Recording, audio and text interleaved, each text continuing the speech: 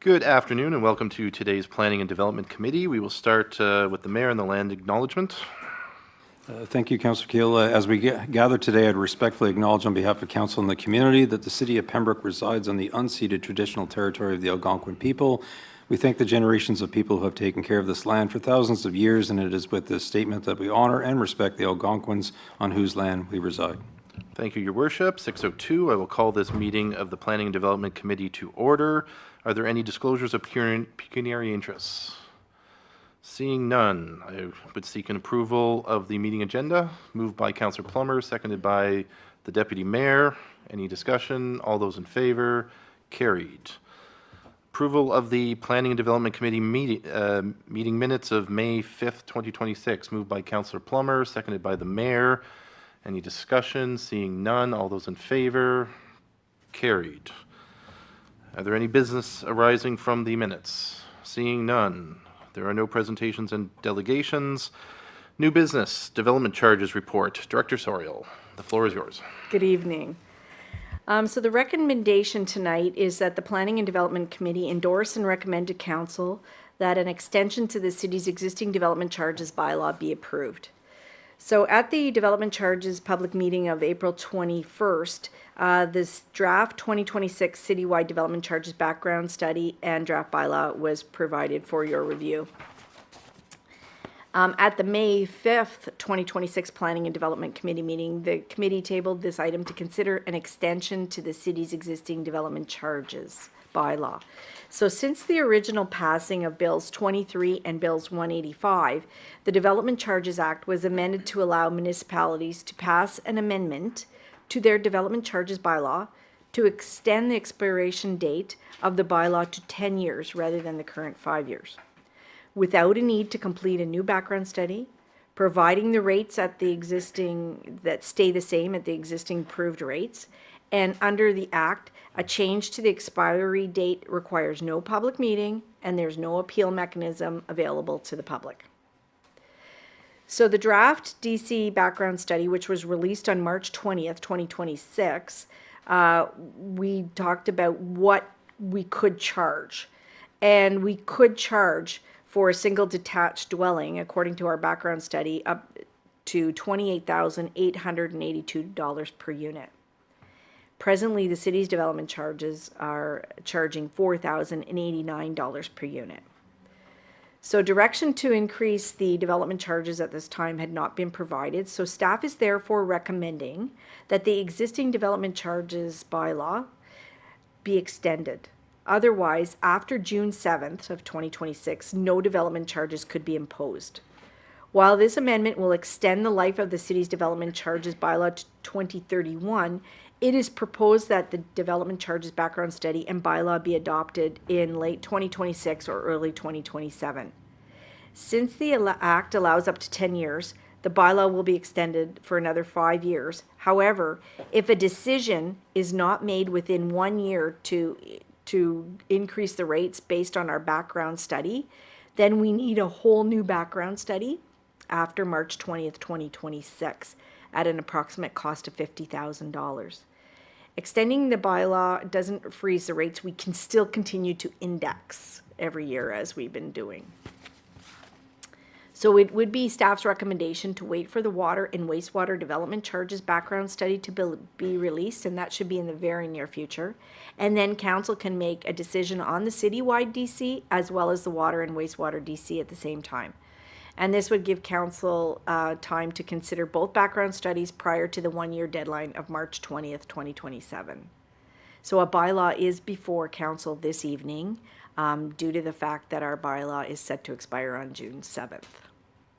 Is there any questions on that? At this time, do you maybe want to give us a very brief oral report on the, today's updates on the new DC grant program? So the development charges reduction program has just come out. The program guidelines were dated June 1st, which was yesterday, and the application deadline is June 19th. So we're looking for direction this evening as to whether you want to provide an application for this program. So this program is up to 90% of of the project that you choose. The project has to be related to water, wastewater, roads, anything that has to do with development. So, for example, the Supples Landing pumping station would be a good example of something that would be eligible, because there's no development that can take place down in that area by Supples Landing unless there's a new upgraded pumping station. So, and that's $1 million. So if we were successful, we could get 90% and we'd have to pay 10%. The catch is, there's a couple catches. One catch is that we have to reduce our development charges rates from either 30 to 50%. So I had a meeting this afternoon with our consultants, and I asked, okay, is that 30 to 50% based on the background study of 28,000, or is it based on what's in our bylaw right now of $4,089 for a single family home? By reading the guidelines, it was his take, and I think it's my take too, that it's based on the $4,089. It's not based on the 28. So we'd have to lower our development charges by 30 to 50% from the $4,089 to be able to access these grants.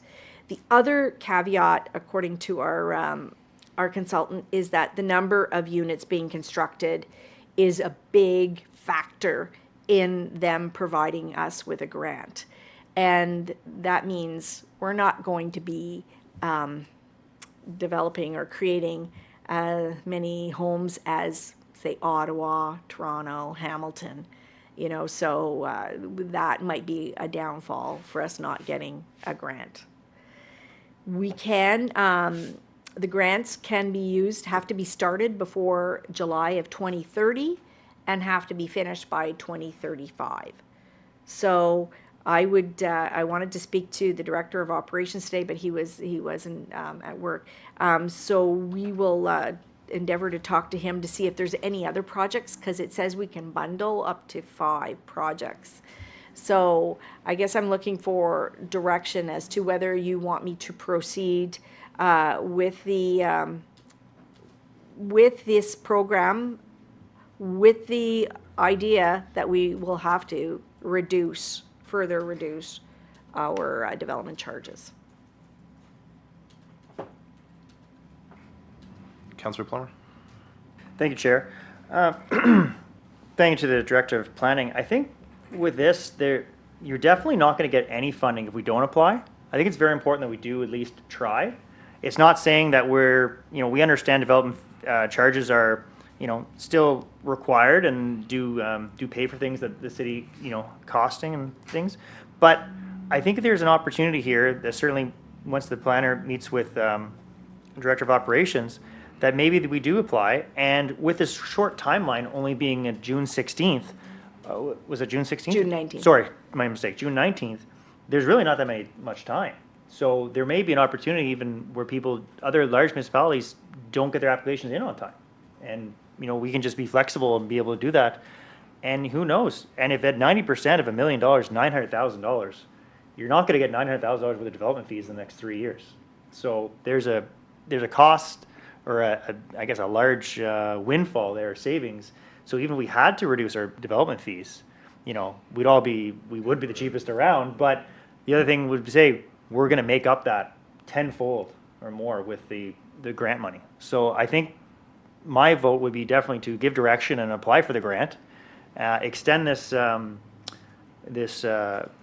bylaw, push it out to I think it was March of 2027. We have to make a decision, Mm-hmm.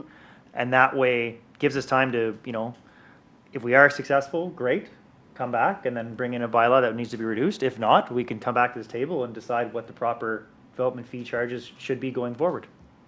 So if I leave it up to the rest of the table to echo that. Deputy Mayor? Yeah, I totally agree. Take advantage of the funding that's there and apply. And like Councilor Plummer said, if we get the money, it makes up for the discount in the development fees that we can always change later on. So I'm in favor of going ahead. Your Worship? Just a question for the Director. So I understand what's being said, and I'm following along and seem to be in support of it. I guess what I'm asking, and unfortunately, it's just the timelines that we have. So we have to extend it out, or else we're charging no development charges. So when we do that, is that signal, and I know I'm asking you to crystal ball this, I guess, but is that signal to them that we're doing that, like surely the ministry understands that we're trying to extend it just to do a stopgap method while we make an application. If we're successful, we do as Councillor Plummer suggests. If we're not successful, well, this is what we've done to preserve it, like. Okay, through you, to answer the question, it has to be, the development charges rates have to be as of March 30th, 2026. So this doesn't really apply. And the other thing is then we have to freeze our rates for 3 years. If we were successful in the grant, then, we had to reduce it, say, by 50% just for the ease of like $2,000 for a single family home, that would have to be in place for 3 years. Like we couldn't change that. And then after 3 years, then we'd need a new background study and go from there. So that's, I think, why they put the 30th, is just to make sure there was no stopgap like this. And then there could be the reason why that was when it was announced, this program was announced as well, so. Your worship.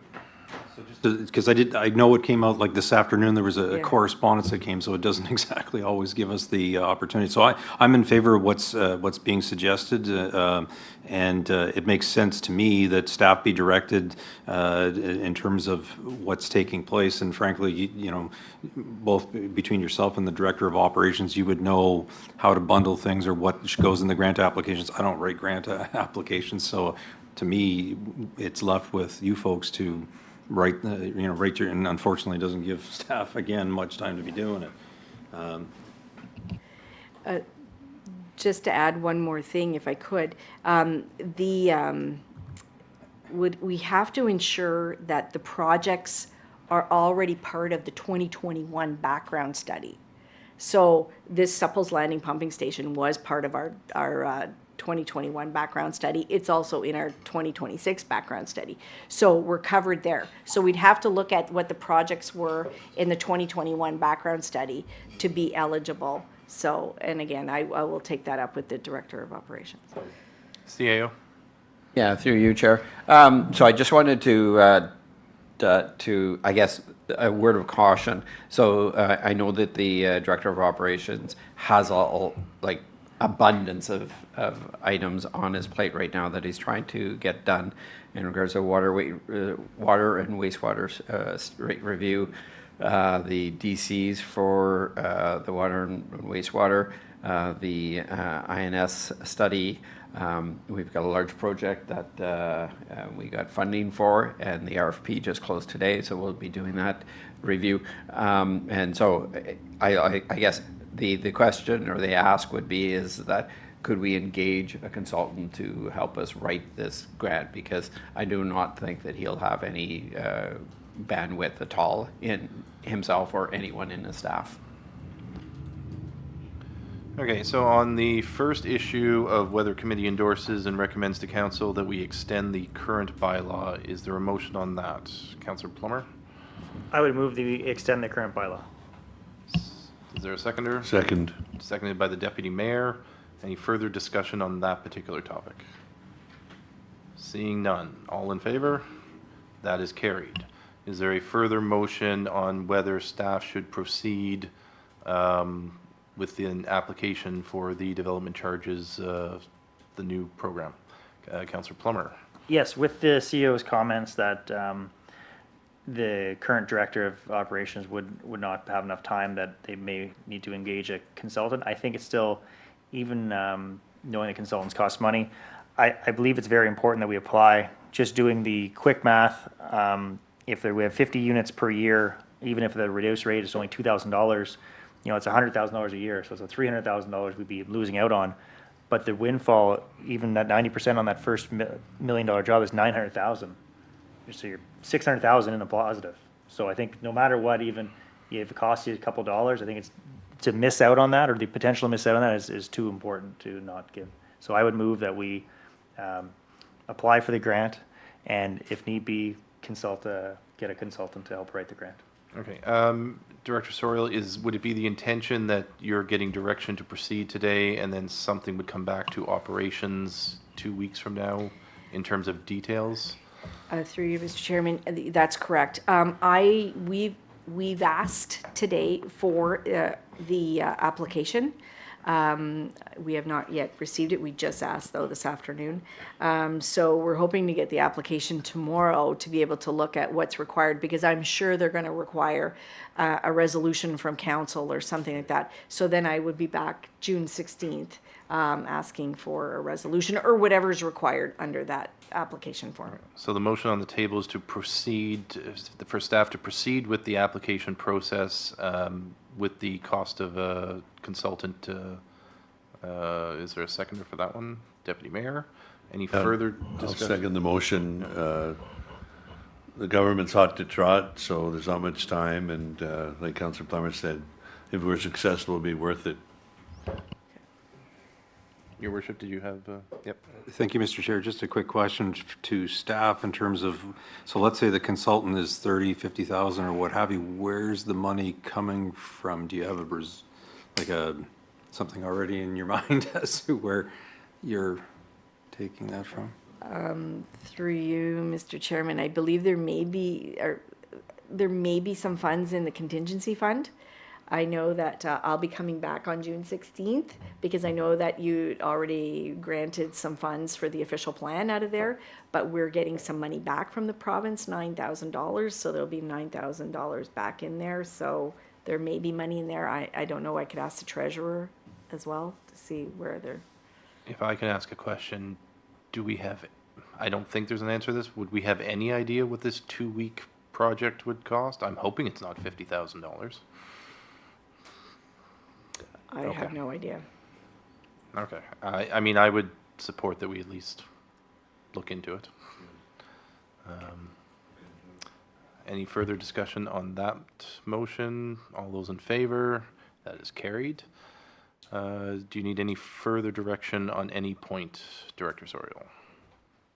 Okay. That takes us to 8B, Community Care Service Establishment. Back to you, Director Soriel.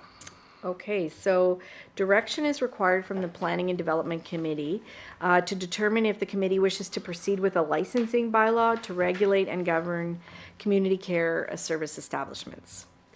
So federally, provincially, and municipally, the number of individuals experiencing homelessness has grown at significant rates, along with the complexity of needs for those that are affected by homelessness, addiction, and mental health. So as you know, there's been issues surrounding homelessness that have been increasing in Pembroke and area over the last few years. And there are many groups and organizations and services that have been created within Pembroke and Renfrew County over that time. For example, a warming center has been established. Renfrew County has established MESA. Renfrew County has received funding for their Heart Hub application. There's transitional housing that has been created through that Heart Hub for transitional housing at Care For.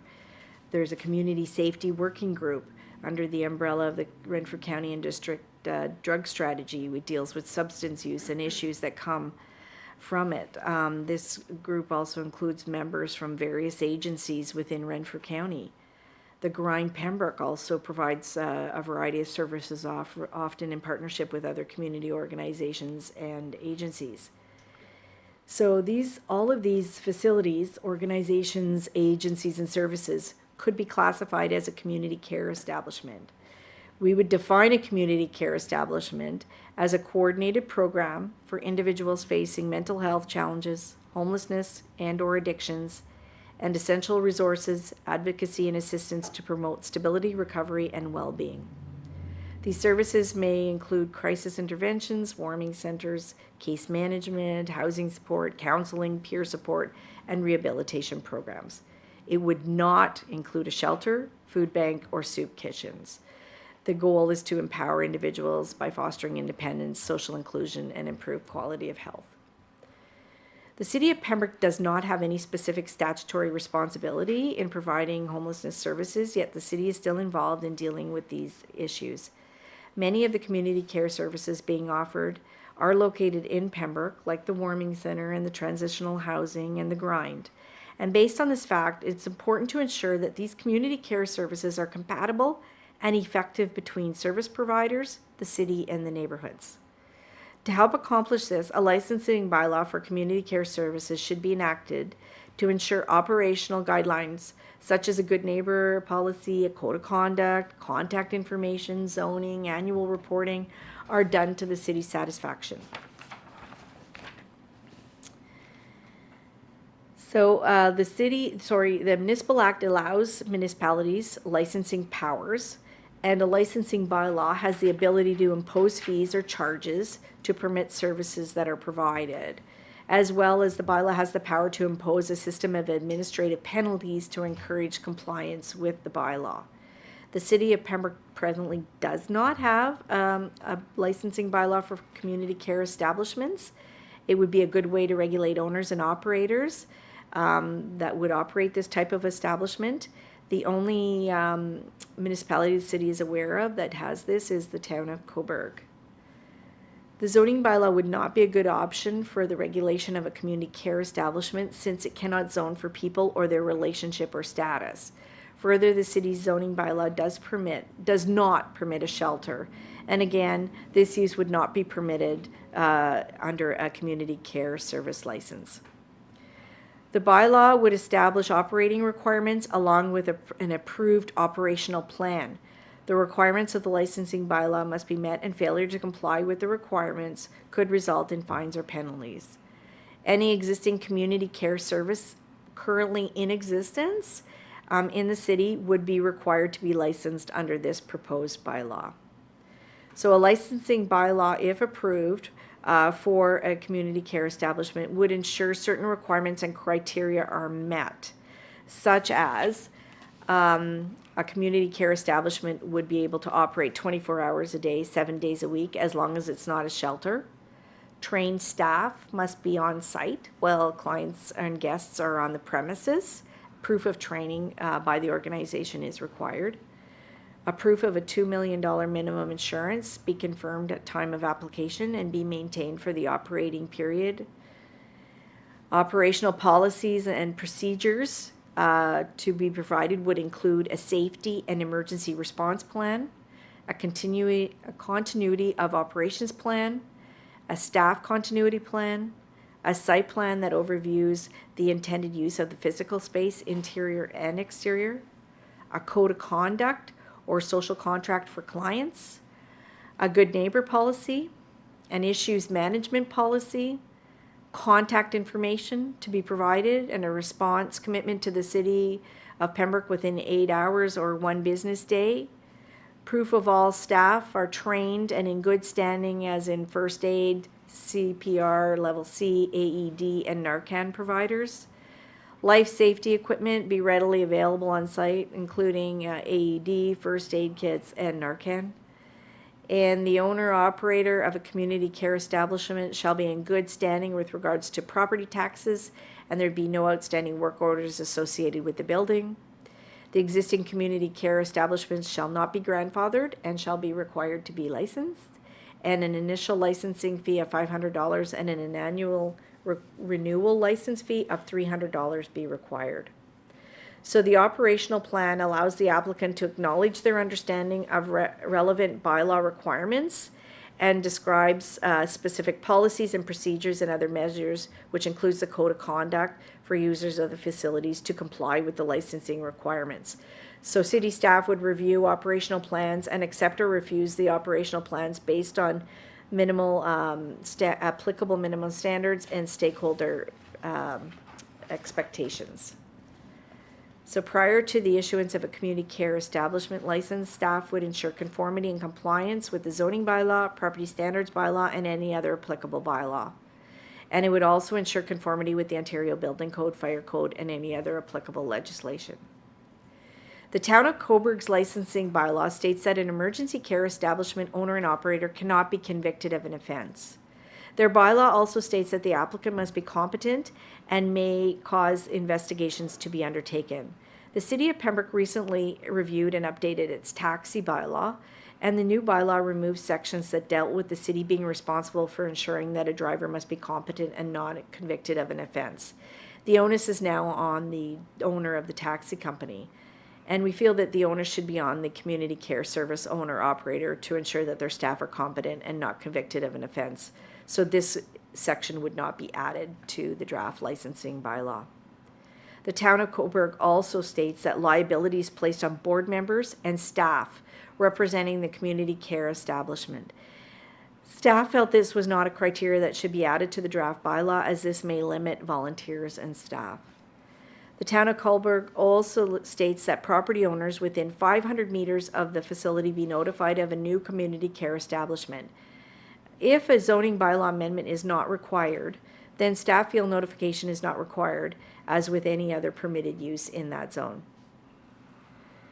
So finally, staff is recommending that this report, if it's approved by committee, be placed on the city's website for a 20-day public comment period, which is the same time frame as a rezoning application, to provide residents and stakeholders with an opportunity to review the proposed information and provide feedback.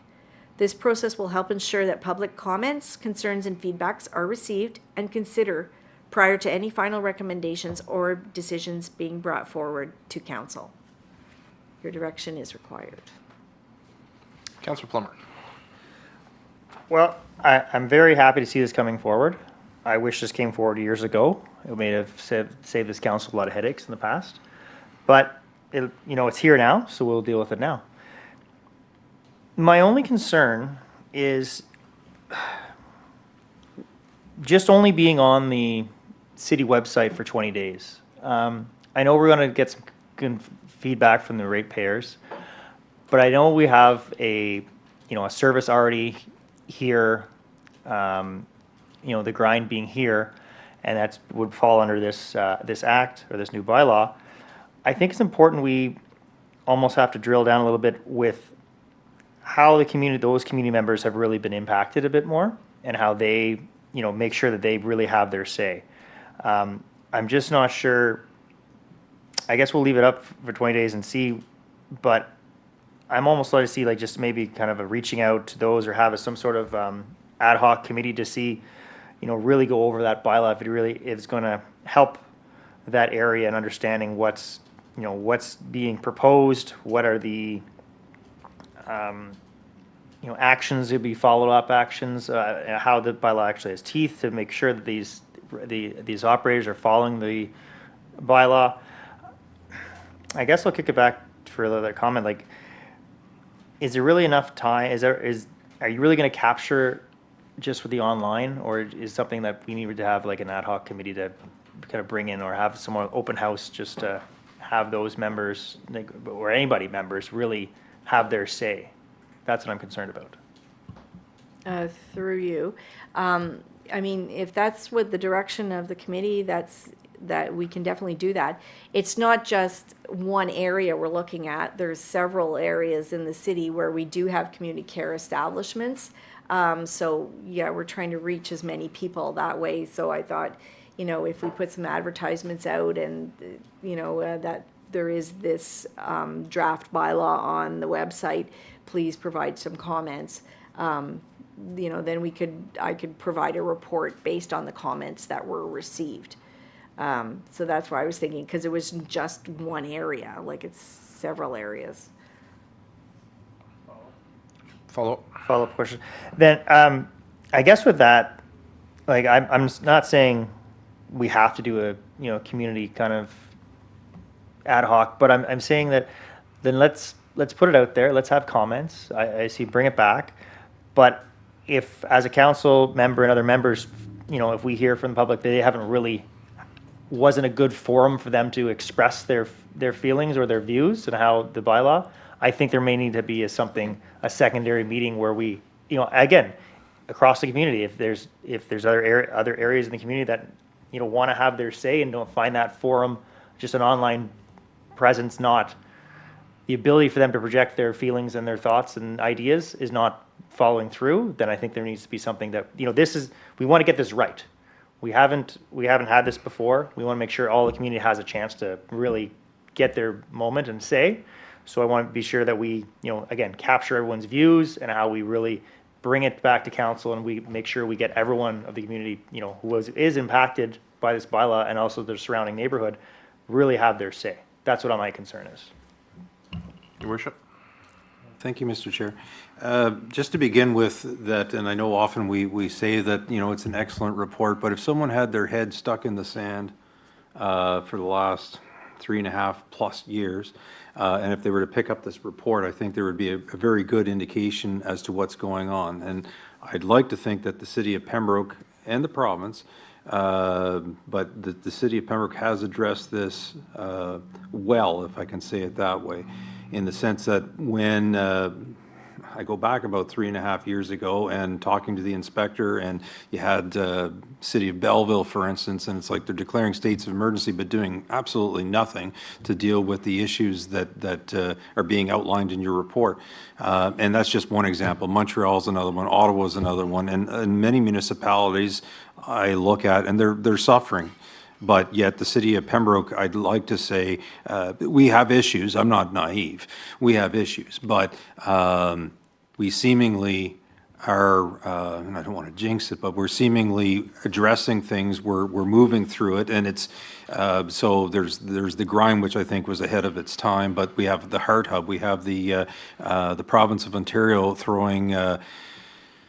I want to say it was 6.3 million over the course of 3 years to the city of Pembroke to deal with the heart hubs and so forth, like inside the city of Pembroke, and that's not talking about the other municipalities. But certainly an issue, and we're addressing it and we're dealing with it.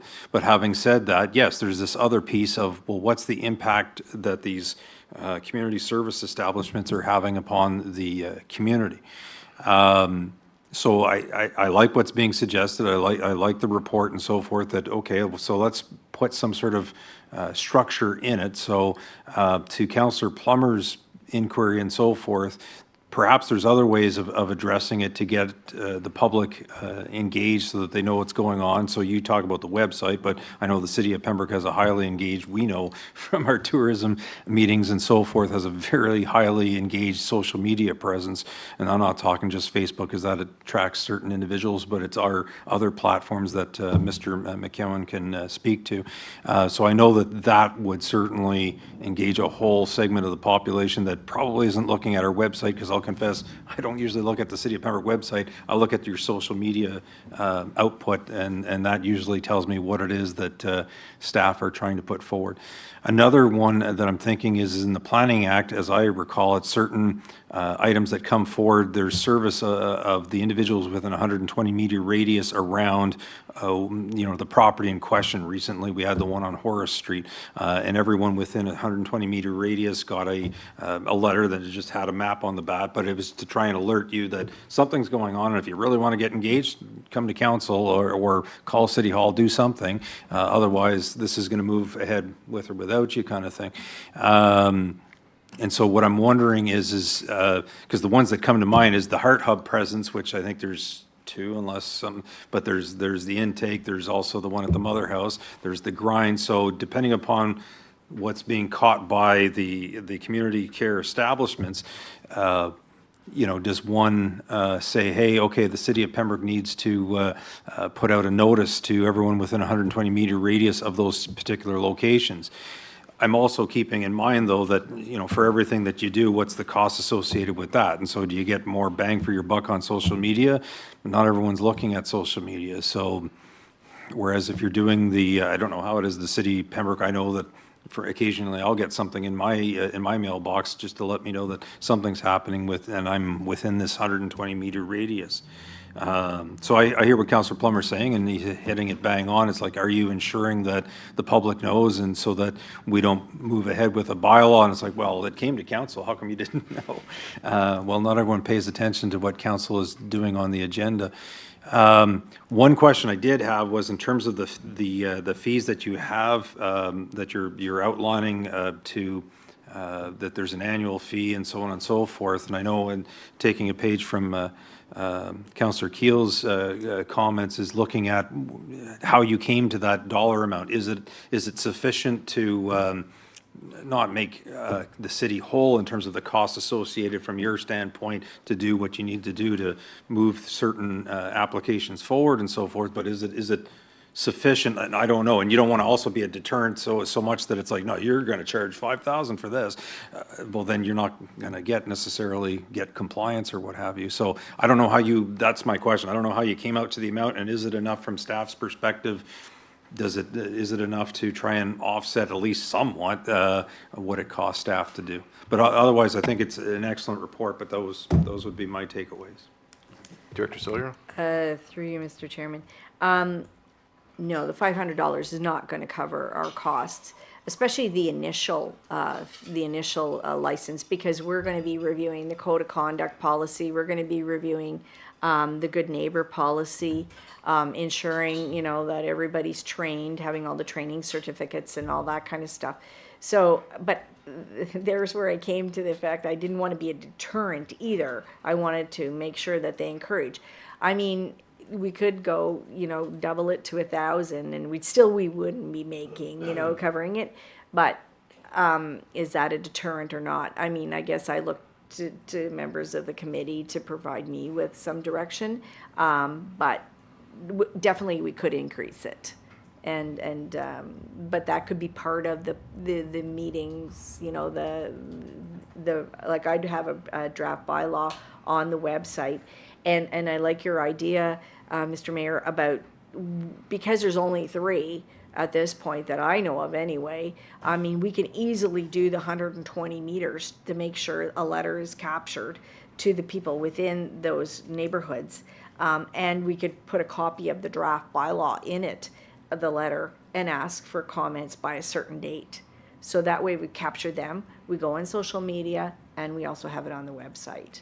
So we're really trying to, cover our bases. And then, like Councillor Plummer says, if after that time period comes back and we feel you just didn't feel we captured enough people, or you're hearing from the public to say, no, we want to have a public meeting for our say, then we could do that after too.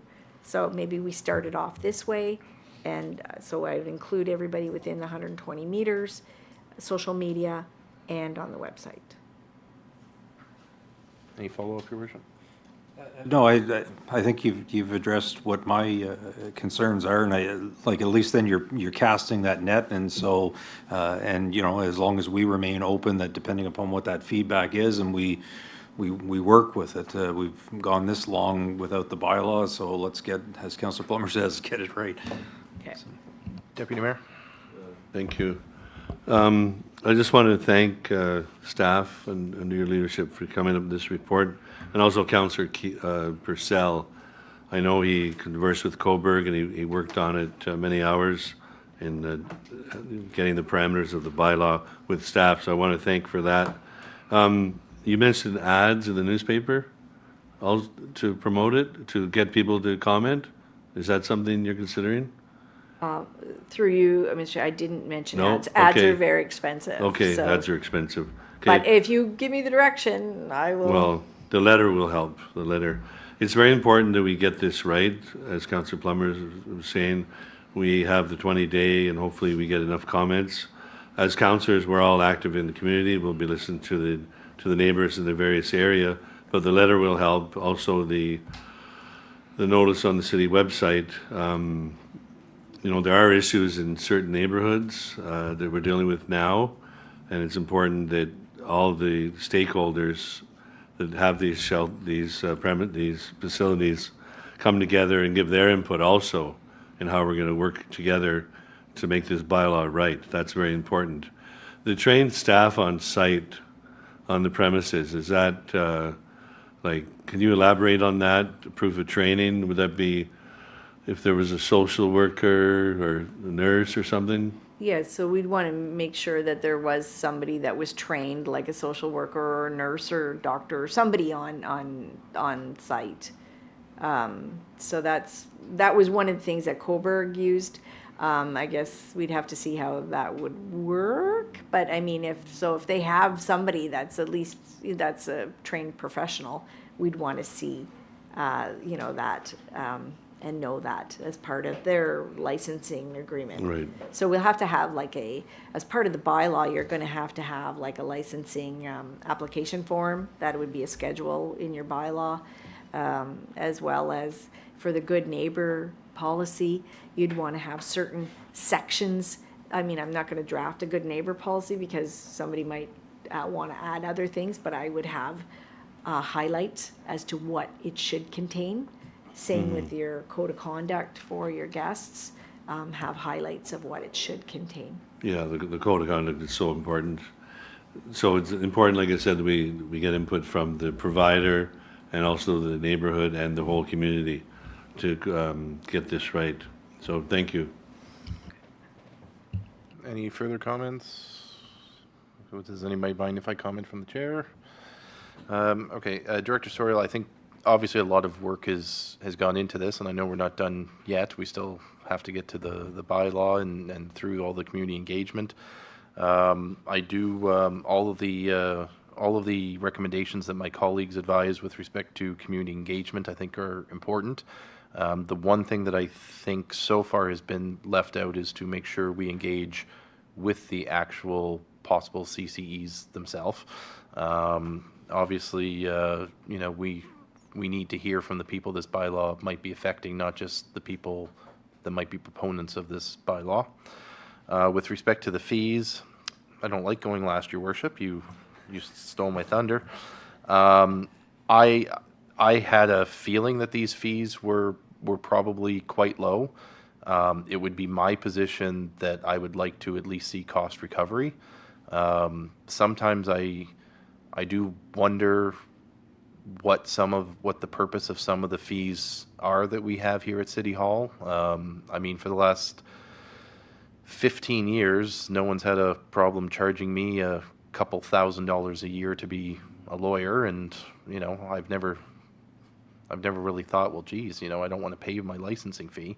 If you want to establish a business and we want to make sure that our costs are covered, and generally speaking, I think there's even a rule that the fees we charge, not fines and stuff, but the fees we charge, I think are not supposed to make us money. They're supposed to cost recover. So I would be looking maybe for some redirection from you on that, to at least cover what we anticipate our costs were. And of course, I would also expect, as you already have in your report, that a subsequent year would likely be a little probably faster to process the reapplication and whatnot. So that fee I would expect to be cheaper. But just to say 500, because that sounds like a nice low number, I think does somewhat of an injustice, because these are businesses that want to operate and they need to pony up their fair share, is my thought on that one. The operational accountability, this has been touched on, I think, somewhat as a tangent. It was just, I think the deputy mayor just spoke about, having the right people in place thereof on scene. I think someone with proper credentials should be signing off on the application. So whether it's a social worker or a registered nurse or somebody in these fields, I think they should, and I don't mean signing off in terms of, being the corporate signing officer. I mean signing off in the sense that they, in their professional opinion, have reviewed the application and believe it appropriate for submission in their professional opinion. Because the one thing we haven't said yet, and I say this with the greatest of respect, Director Sorial, but we're not experts in this field either. So I would feel a lot better if an expert in the field signed off on the application, and then, someone's at least looking us in the eye saying, I know what I'm talking about, and I approve this application that's being submitted to you. With respect to the insurance, I perhaps wonder if $2 million is enough these days. We've sort of been at the $2 million mark pretty much the entire career that I've been a lawyer, and things keep going up and court awards keep going up. Someday $2 million just won't be enough, because it's not enough anymore. But I will leave that in your expert hands to consider. With respect to the mandatory training, I certainly would expect that we have the naloxone training. illegal and hazardous drug handling and safety. I think just by the nature of the type of organizations that we're talking about, that is something that I would wish to see. And there is nonviolent crisis intervention training. I know that because I had to take it way back in my undergrad, not way back, it was only a few years ago, but in my undergrad days, no laughing at that, Director Soriel. Just because, again, this, just the situations that they're dealing with, I want to make sure that staff are appropriately trained for their own safety. With respect to liability, you did comment on the Coburg bylaw placing liability on board and staff. I'm going to cut down the middle on this one. I think the board should be responsible for their operations. They are when you have a corporation or an organization, the board is the top. But I completely agree with you that staff and volunteers should not be personally liable. If that's what the Coburg bylaw says, I think that's a step too far. But I do think the board, the organizational board, should be responsible for what they're doing. So I would cut that one down the middle. With respect to the good neighbor policy and the code of conduct, you already touched on this. I do think we should have minimum expectations. That's not to say that the organization themselves can't put more into their policies. But I think we should set minimum expectations. I think with respect to the annual reporting, that's important to have. I think it should include financial reporting so that we can address the economic sustainability of these organizations. And none of them that we're talking about, at least at the moment, are small organizations. I mean, if we are talking about the Heart Hub and Mesa and the Warming Center and the Grind, I mean, these are operations of, I believe, I don't want to be quoted on it, but I believe hundreds of thousands of dollars a year. So certainly sustainability is important. I was going to ask you about proposed fines, but I think that can just wait until we have an actual bylaw in place, because obviously there's going to be different fines for probably different things. And I also think that our bylaw should discuss failure to comply. And I don't mean this in the sense that, I'm looking forward to the day that we walk in somewhere and say your license has been revoked because you're not complying. But I think it's only fair to the CCEs that they do know what the expectations are. Similar to, our false alarm bylaws, where we do, I think, say that there's a warning and then there's fines. I think we should be informing our CCEs, whether it's, after 2 infractions or 2 fines, we send you a warning letter. After 3 or 4 infractions, we will review your license. And I don't know, after 5 infractions in a calendar year, maybe we are saying, look, if you hit the 5 mark, you're done. And that's just so that they know what's coming, because I think that's important. I wouldn't want to surprise anybody. I also don't want to be unfair to anybody. I don't want us looking at revoking one organization after 2 offenses, and then we give another organization 3 chances. Like, I think how we handle revocation of the license is actually an extraordinarily important part of what we should look at. I don't think that was addressed in anything in the report yet. And then the renewal, again, I think we should be setting out what our expectations are with the renewal. So, if you had infractions, obviously we're going to be putting a close eye on your renewal.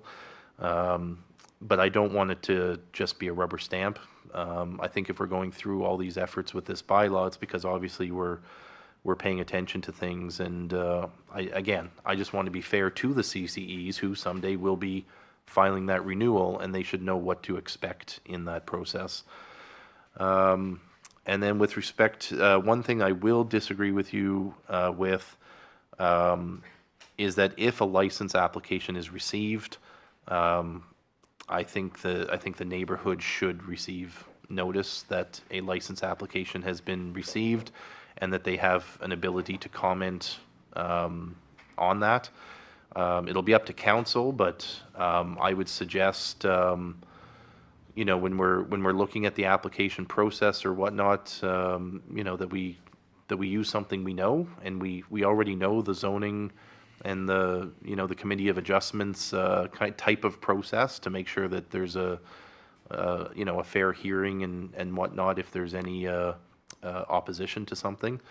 I'm not saying that's where it should go. I'm just saying that we all know that process and it seems to work pretty well. It's recognized by the province as being a good process. So those are my comments. I agree with the Deputy Mayor. I couldn't thank you enough for putting this report together. I know you and the staff and Councillor Purcell himself has been an advocate of this. So I certainly look forward to where this is going, and the next step, well, I'll leave that to you. I'm assuming the next step is a draft bylaw and then going through that review process with the public. That's correct. Any further comments? Did we have any motion to proceed with that?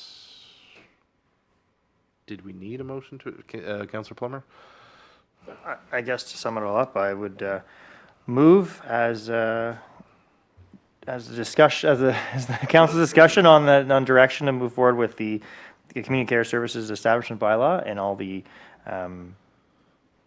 public consultations to move forward. Yeah. Is there a seconder? Second. Seconded by the Deputy Mayor.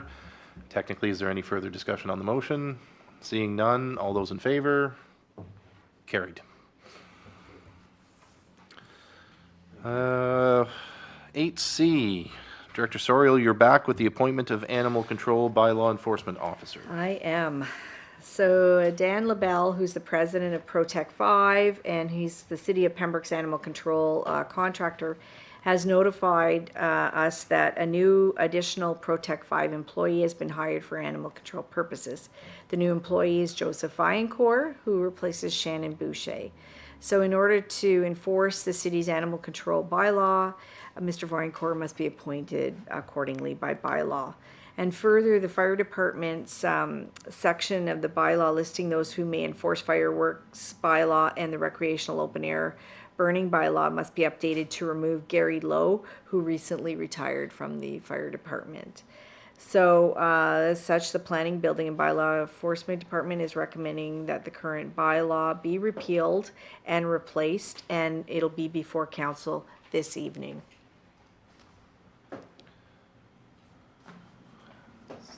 Any comment? Deputy Mayor? Motion to accept the recommendation. Seconded by the Mayor. Any further comments? The only comment I will make, if I'm permitted to do so, is, and the director knows where I'm going with this one, I think this one's similar to the parking one that we literally, I think, just talked about at the last meeting or the meeting before. Again, since we never seem to actually question these appointments or whatnot, if council so directs, I think maybe this could go the same way as the parking one, where it just comes before council as a bylaw.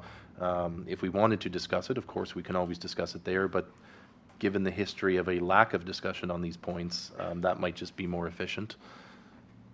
And if I can just add, you will be getting one tonight for the hospital again. So based on the direction that I received at the last meeting, I just put a memo together for you, and the bylaw is before you. So if that's the direction of the committee for animal control as well, I will do the same thing. Does the CAO have any concerns with that direction? No, I like that to streamline the meetings for sure. Okay. There's a motion on the table to accept the recommendation. All those in favor? Carried. Motion to adjourn. Deputy Mayor, seconded by the Mayor. All those in favor? We are adjourned. Thank you.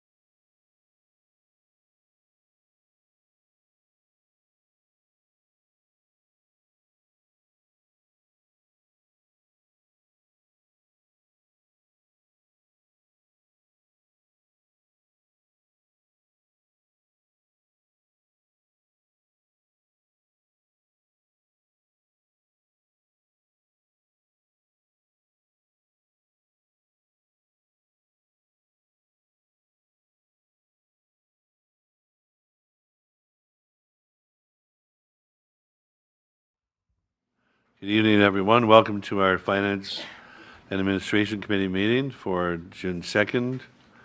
I'd like to call the meeting to order. Any disclosure of pecuniary interest, general nature thereof, Mayor Gervais? Mr. Chair, in respect to 7D, the Masonic Hall lease agreement, as I understand that Bob Shepherd acts for the city in respect to that matter. Thank you. Please note the Mayor Gervais has declared a pecuniary interest with 7D, Masonic Hall lease agreement. A motion to approve the agenda, moved by Councillor Plummer, seconded by Councillor Keel. Those in favor, carried. Approval of minutes from the Finance and Administration Committee meeting on March 3rd, moved by Councillor Keel, seconded by Mayor Gervais. Those in favor, carried. Finance Administration Committee minutes from May 5th, moved by Councillor Plummer, seconded by Councillor Keel. Those in favor, carried. Any business from those minutes? Seeing none, we'll move to, there's no presentations and delegations this evening. New business, Pembroke Fire Department monthly report for May. Chief Sell, welcome. You have the floor. Thank you, Mr. Chair. In May, the focus in my office for myself was on Emergency Preparedness Week and educational efforts within the community. This year's theme was Prepared Together. Further information will be provided later in the report.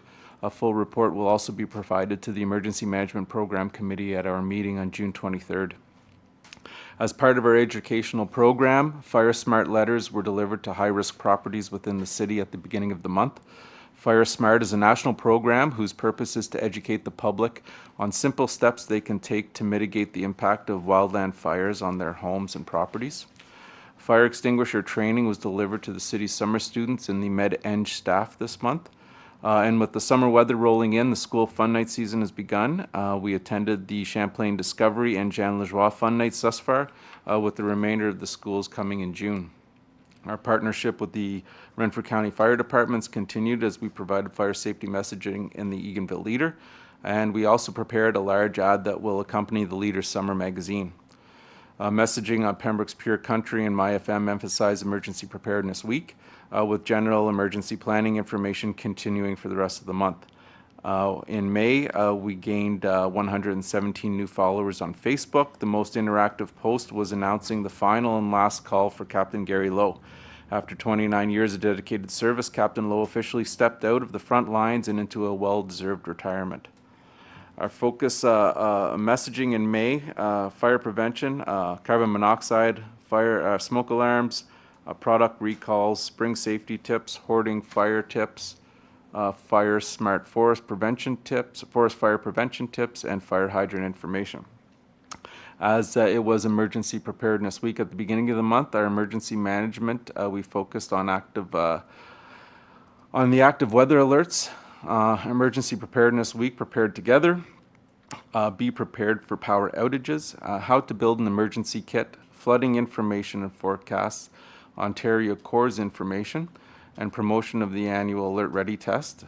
We provided tips on how to stay informed and use technology during an emergency and how to make your emergency plan. We also promoted several partner agencies and events. First Responders Day, Pembroke Regional Hospital's Heroes Run for Healthcare, donation to the St. Joseph's Food Bank on behalf of Knights of Columbus, International Firefighters Day, Pembroke Community Expo, Mother's Day, Victoria Day, and Ontario Flag Day. I'd like to thank MyFM for visiting the Pembroke Fire Hall in May. So the intent of their visit was to give viewers a behind-the-scene glimpse of what a day typically consists of at the fire hall. I know they have posted a snippet of that day with some of our staff conducting some training evolutions. They spent a lot more time there, and tomorrow afternoon I will be visiting just to wrap up that little session so that they can put out a full program. In May, as I mentioned earlier, we also celebrated the retirement of Captain Gary Lowe. Gary began his career with the Pembroke Fire Department on January 16, 1997. Growing up in southern Ontario and relocating to Pembroke for this position, Gary quickly made the city of Pembroke home. Captain Lowe started his professional life as one of the original swing firefighters for the Pembroke Fire Department. Gary quickly worked his way up in the organization, becoming captain on January 1st, 2008.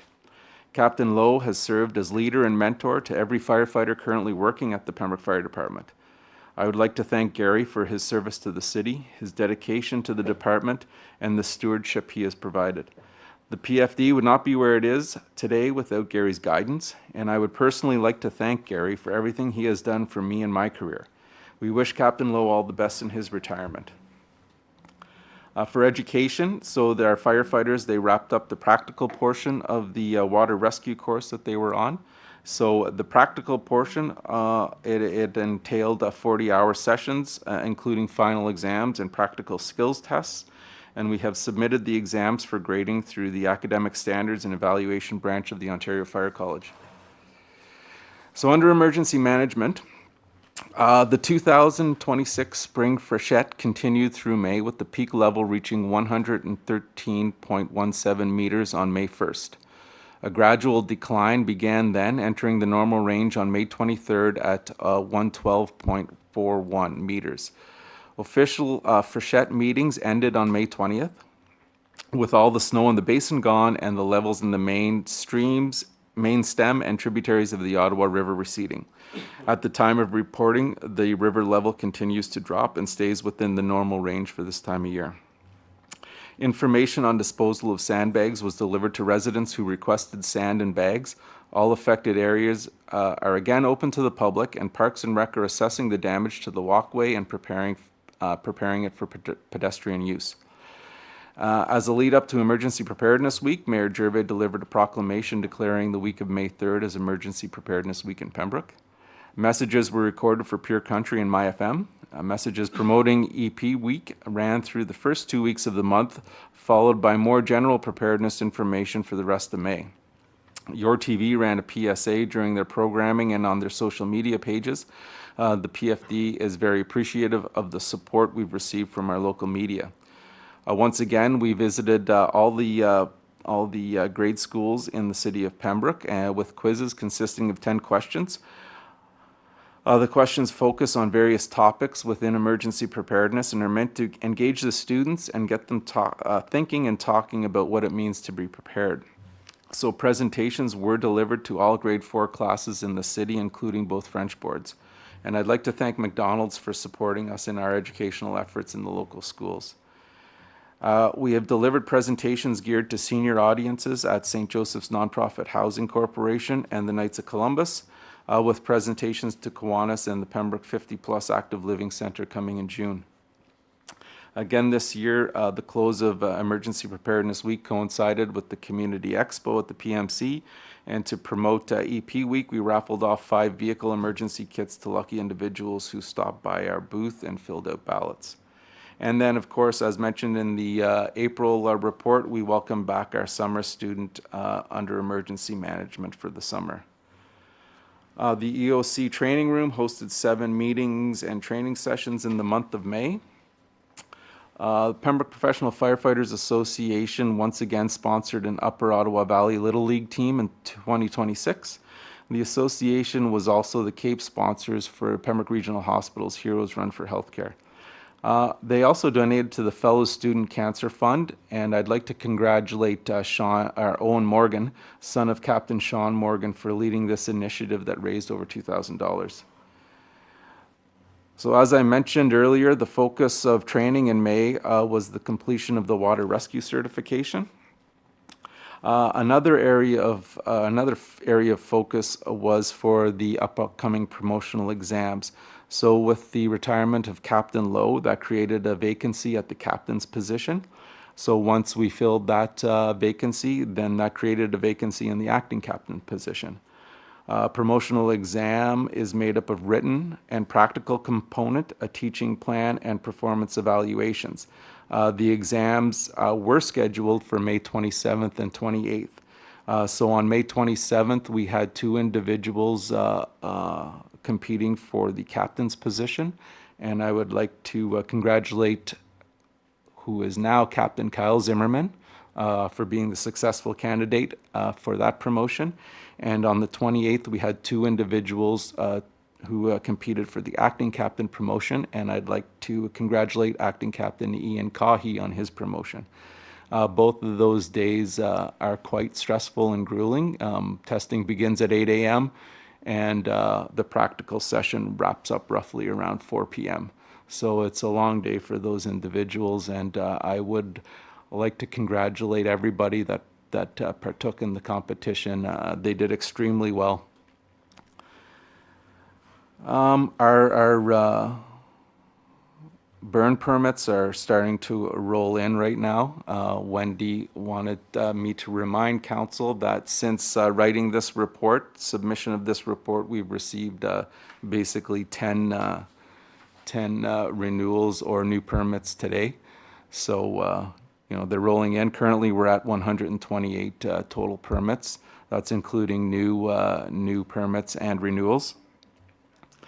Our smoke alarm inspection program, it was a little lower than the previous month. However, we did come across more alarms that were missing and not working.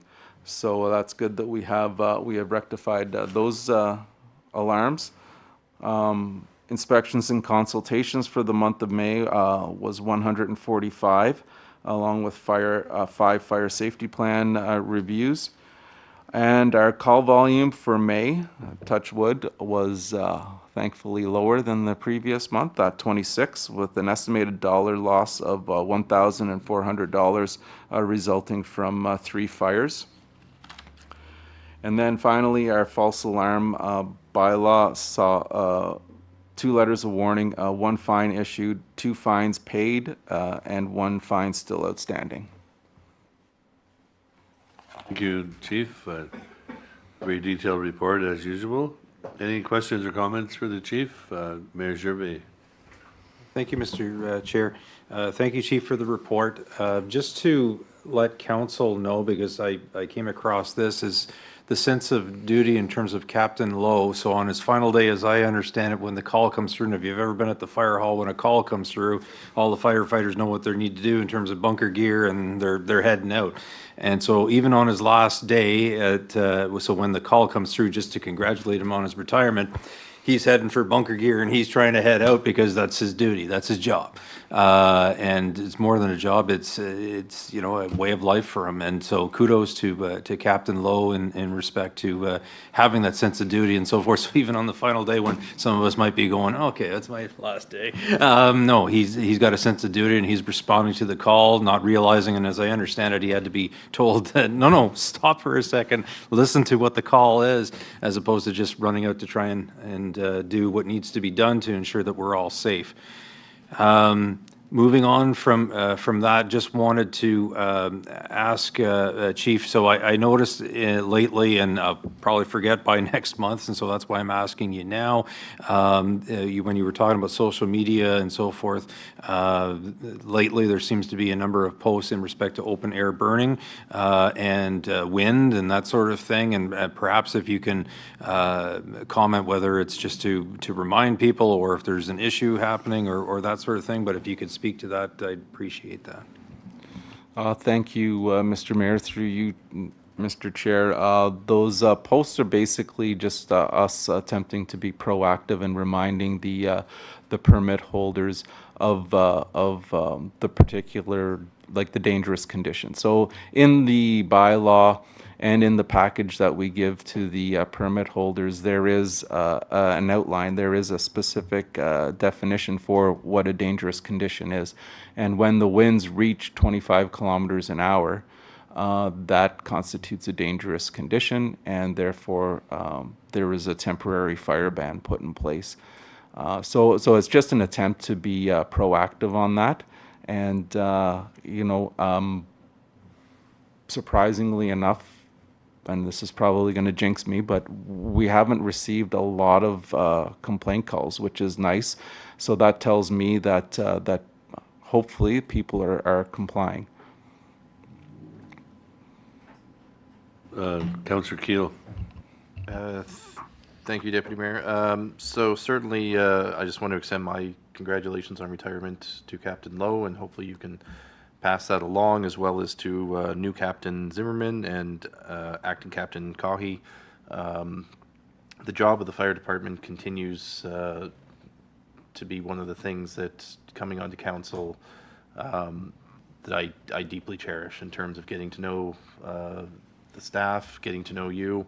The responses the mayor was just saying, I mean, these are, people living normal lives, and then at the drop of a sound, they're into gear, and certainly it's it's a challenging life, but at the same time, it's for that reason that they deserve our utmost respect, and certainly for two people to step up into higher leadership roles, that should be commended, and certainly every retirement should be celebrated. So thank you, Chief, for bringing that to our attention.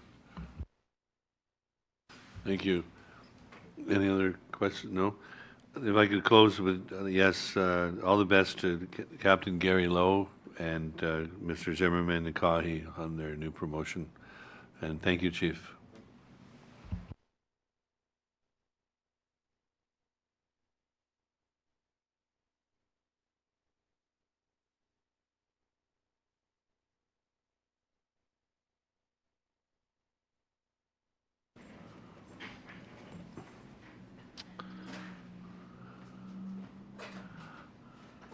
Next, we welcome our treasurer, Ms. Lochte, on three items tonight, beginning with provincial dedicated gas tax funds agreement. Welcome. Thank you, and good evening, everybody. So for my first report, it is recommended that the Finance and Administration Committee receive this provincial dedicated gas tax fund agreement report for information, and that committee recommend that council approve bylaw 2026-53, permitting the city to enter into the letter of agreement, which will secure the city's share of provincial gas tax funding for the handy bus. So for the 25-26 year, the city will receive $118,783 in provincial gas tax funding for the handy bus. And this is compared to a 2026 budget of $106,000. So the impact of the new ORTC service will be seen in the next grant cycle as applicable. Thank you. Councillor Keel. I have some comments, but I'll go ahead and move that the Finance and Administration Committee receive this provincial dedicated gas tax funds agreement report for information, and the committee recommend that council approve bylaw 2025-50, permitting the city to enter into the letter of agreement, which will secure the city's share of the provincial gas tax funding. Do we have a seconder? Councillor Plummer. You like to speak, Councillor Keel? So I guess my only question is, in the next go-round, when the impact of the ORTC service is presumably in the grant cycle, is that money still going into the transit provincial gas tax reserve for the benefit of the handy bus, or what are we doing in that next cycle? So the funding we receive is in part Laurentian Valley's funding. So it was my intention that any funding received over the standard amount would go to ORTC, but that we'd keep the base of funding that the handy bus is accustomed to receiving for the handy bus's benefit, just to ensure they have the appropriate level of funding to continue their services. So what would that base amount be, based on? So historically, the provincial gas tax funding has been based on population and transit spending dollars. That being said, it has been frozen for several years because of the post-COVID recovery is still ongoing with transit operators across Ontario. So that $118,000 has been frozen for a few years now. If they go back to their previous funding formula, the city should receive slightly over $80,000 in additional funding, because we I think under the old formula, should have received something like $203,000 maximum funding, but we weren't receiving that because we weren't spending enough on transit on our own. But, so when that time comes, you're able to do the calculation to figure out which is going in which pile? Oh, thank you. Yes, so sorry, through the chair. So I do follow up with the program just to get the breakdown on the split. And as I said, I've followed up on the status of the 118. So there isn't an indication yet of whether or not the status of the fund being frozen is going to unfreeze next year. But it's something I will continue to follow up on. I don't think that's something they know yet. Any other questions or comments before we vote the motion? Motion on the floor. Those in favor? Carried. Thank you. Next item, 2026 recycling fees, non-eligible sources. Oh, no, yeah, that's right. Go ahead. So this was an outstanding item from the 2026 budget. So as part of the 2026 budget, the city recommended that we develop a rate for non-eligible sources of recycling, but a decision on the specific rate was deferred pending contract negotiations with the pickup service provider, and this issue has since been resolved. So in consultation with the Director of Operations, Mr. Lewis, we have been able to establish a forecast budget based on the most up-to-date information. So under the new producer-run Blue Box program, small and medium-sized businesses, nonprofits, community buildings, including the city, daycares, churches, and other properties now fall outside of the mandatory producer-run Blue Box program. So this means that Blue Box and recycling pickup is not covered by producers, and the service must be paid for by the businesses themselves according to Ontario regulation or borne by the municipality in some way if we choose to offer the service to the community. So the Director of Operations has posed this question to Council before, and it was determined that in order to ensure an orderly recycling service across the city for non-eligible sources, that the city would continue to provide recycling services to not all non-eligible properties under a separate joint contract.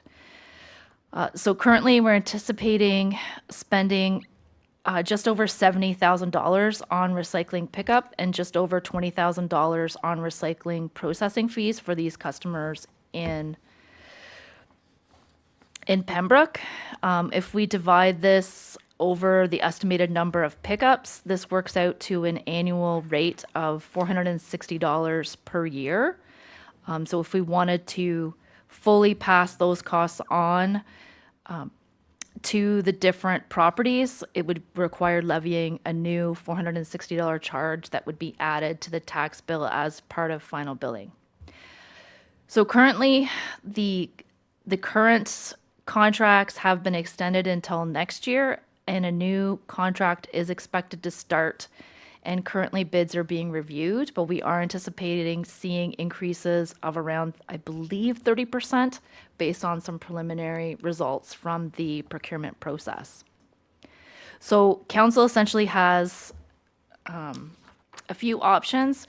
We did decide for the waste disposal fee to phase in the increase over 3 years, just sort of temper the increase to the taxpayer. So that is an option here. So if council desires, we could use the waste management reserve to phase in this $460 increase, which next year might be higher than that based on the new contract amounts. Currently, the forecasted balance in the waste management reserve is just over $2.2 million. According to our reserve and reserve fund policy, our waste management reserve is a smoothing reserve. And the purpose of that reserve is to smooth expenditures that would otherwise cause fluctuations in operating or capital budgets to better manage the long-term impact to ratepayers. So certainly we have a significant amount of money in that reserve right now to help pay for capital costs. as they are incurred by Ottawa Valley Waste Management Board, but certainly a portion of that could be used in this instance to spread the fee over several years if that's the decision of council. So essentially, tonight I'm looking for direction, and a draft bylaw has been provided for consideration as well. So essentially, I'm looking that committee recommend a proposed 2026 non-eligible sources recycling fee for passing at the next regularly scheduled meeting of council. Thank you. Councillor Plummer? Can a business opt out of this fee? I did pose that question to the director of operations, and it was determined that no, we should not opt out because it's going to be hard to differentiate. I guess, first of all, we want to ensure that our streets are cleaned up and people aren't necessarily putting garbage out every single, or recycling out on the curb every single day of the week for pickup. We want to make sure that recycling materials are disposed of properly. And for some of the mixed use properties, it's going to be hard. So they could opt out, but then just put their recycling out with the on the residential's day, and it would be difficult for us to determine if they're trying to circumvent the rate but still using city services. So based on those items, it's none of the city's garbage and waste collection fees are optional. They're all mandatory for every property in the city that has a, I guess that's occupied, if I can put it that way. Okay. Thank you. Mayor Gervais, then we have Councillor Keel. Just to seek clarification, when we're talking about all the different properties, thought I knew. Estimated number of pickups 196, but I don't know if I heard that correctly, but the city would be included in that, so the city's paying as well, like for our pickups? So yes, theoretically, the city's pickup is also included, likely in the 196 stops. But we'd consider that a payment in lieu. Keel? So for the reasons given, yeah, I don't think opting out would work. This is a tough one because I know some of our neighboring municipalities have tried any number of different things to deal with. I think mostly garbage has been the examples, and yeah, if you do something that people don't like, you tend to just have garbage showing up in public places because instead of people putting it out, they go drop it off somewhere that they shouldn't. So I know just, from talking with some of our fellow councillors elsewhere that this isn't the easiest of issues actually, because some people, not a majority by any means, but some people will certainly ruin things for others by illegally dumping, I guess it would be the best way of putting it. So I understand we're talking about 2026, and I certainly hear what you say that the forecast, I guess starting as early as next year, is expected to be even more. But I wonder if just for today's purposes, if we were to phase in the increase over 3 years, what that would cost our reserve this year, if you know what I'm getting at.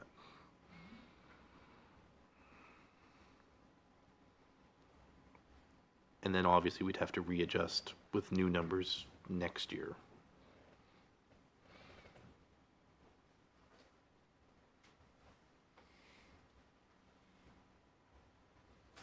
So through the chair, it'd be roughly $60,000.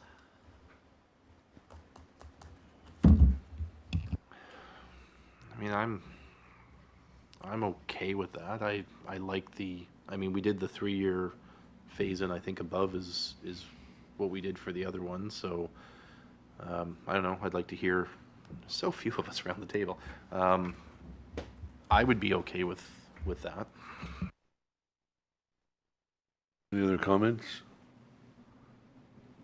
Councillor Plummer. I agree with Councillor Keel. I think if we done a 3-year phased in on the last approach, I think it's only necessary that, or fitting that we do a 3-year phased in approach on this. Obviously, when new rates come in, they'll have to be adjusted, but I think doing this is a we understand the impact if the costs are going up. We're also trying to mitigate a bit of the costs at the same time. Our only thing I would say, sitting on the board of the Ottawa Waste Recovery Center, there are a lot of large projects coming up with the expansion of the landfill.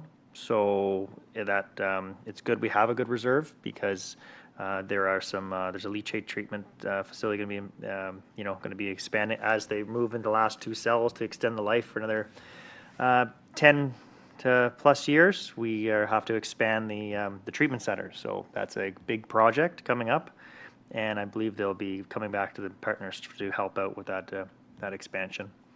So it's good we have some reserves.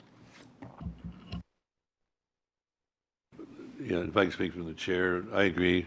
Phase it in over the 3 years. Use the reserve. Yes, Madam Treasurer. So I guess for the purposes of a potential motion, we want to say that we're going to phase it in over 3 years with an initial 2026 fee of $155 then?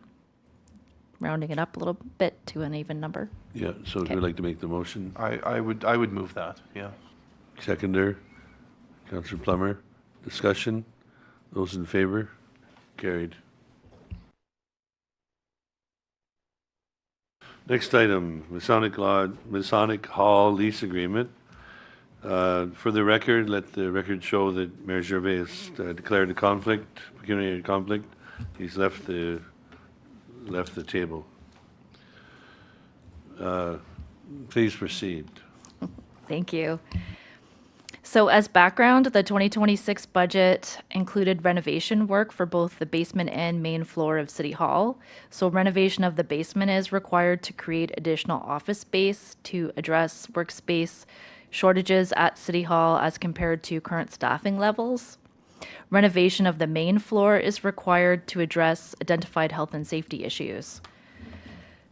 So the plan is during this renovation that the 3rd floor apartment will be used for additional file storage, and moving forward will likely be taken over by file storage, looking at what we currently have in the basement. So renovations will require the temporary relocation of staff to accommodate the shortfall right now and additional storage that may be required.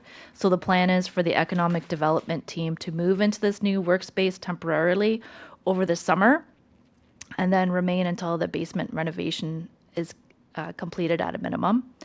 And other City Hall staff may also be relocated either within City Hall or into this temporary space just to try to minimize work disruptions during periods of heavy construction. So over the months of June and July, we are in the process right now of emptying the City Hall basement to make way for renovations. We have looked at a variety of different properties in Pembroke. Of the options reviewed, the most cost-effective and operationally suitable solution identified was the Masonic Hall. So a draft lease agreement has been reviewed by City Legal and is enclosed, and the essentially staff is looking for a committee recommendation of the passing of the lease agreement between the Masonic Temple Corporation of Pembroke and District and the Corporation of the City of Pembroke as presented later on in tonight's agenda. Thank you. Councillor Keel. So certainly I would move the committee recommend the passing of the lease agreement between the Masonic Temple Corporation of Pembroke and District and the Corporation of the City of Pembroke as presented in tonight's council agenda. And then I have a comment. Yeah, seconder, Councillor Plummer. The choices there were small. Yeah, my choice is limited. Councillor Keel, comments. So my only question is, in terms of long-term storage of files upstairs, is the upstairs sound enough to store files? Because the one thing I'm learning as a lawyer is those things are heavy. And have we assessed that, given the relatively young nature of this building? So this has been raised with the city's CBO, and he's indicated that as long as we don't, like the city hall itself is constructed with pretty heavy-duty timber framing and timber beams, so it's felt that it would be able to handle a load, but our plan is not to necessarily, because right now we have, I think, 3 different levels of files, which is quite heavy. So we're going to do 2 levels and omit the top level and just put lighter items on top just to try to spread the load out amongst that space a little more. But I think that means we're going to end up likely utilizing almost the entirety of that space upstairs for file storage moving forward. Okay, so I mean, it's certainly, obviously, I'm supporting this. I know staff looked at various options. This is the most cost-effective, which is certainly what I appreciate. It's also for, I mean, let's be honest, it's for a relatively short period of time. I think my opinion is we actually got a good deal on this lease. So I have no problem supporting this. Thank you, Madam Treasurer. Any other comment? Seeing none, motion by Councillor Keel, second by Councillor Plummer. Those in favor? Carried. Okay. Thank you. No, you wait now. Thank you very much, as always. Excellent work. And let the record show that Mayor Gervais has returned to the table here. And once he sits down, we'll have a motion to adjourn by Councillor Keel, second by Councillor Plummer. Those in favor, we are adjourned.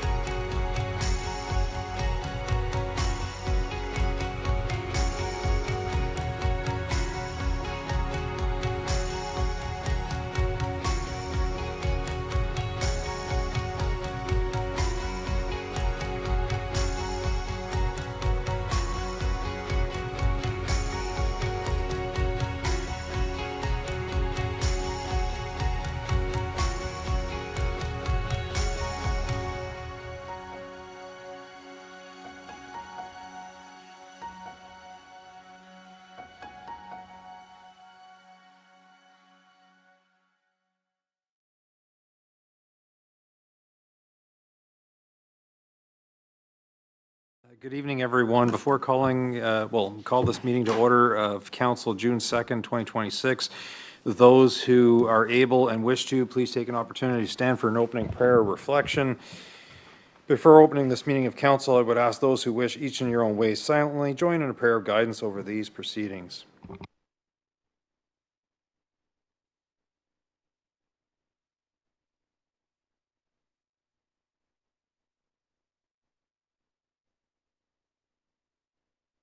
Thank you. Disclosures of pecuniary interest. So in respect to myself, coming forward from the Finance and Admin Committee, 9B Masonic Lodge, and at that point I'd ask the Deputy Mayor to take the chair. Brings us to minutes. Approval of minutes of council, regular meeting of council, May 19th, 2026. Moved by Councillor Plummer, second by Councillor Keel. Those in favor? That is carried. Adoption of minutes from meetings. So first up is Planning and Development Committee, May 5th, 2026. Moved by Councillor Plummer, second by the Deputy Mayor. Those in favor? That is carried. Finance and Admin Committee, March 3rd, 2026. Moved by Councillor Keel, seconded by the Deputy Mayor. Those in favor? That is carried. Brings us to Finance and Administration Committee, May 5th, 2026. Moved by Deputy Mayor, seconded by Councillor Plummer. Those in favor? That is carried. Receiving one set of minutes from local boards, being that of the Pembroke Public Library, April 16, 2026, moved by the Deputy Mayor, seconded by Councillor Plummer. Those in favor? That is carried. No delegations or presentations. Brings us to staff and committee reports. Councillor Keel, Finance and Admin Committee, Community Improvement Plan Reserve request.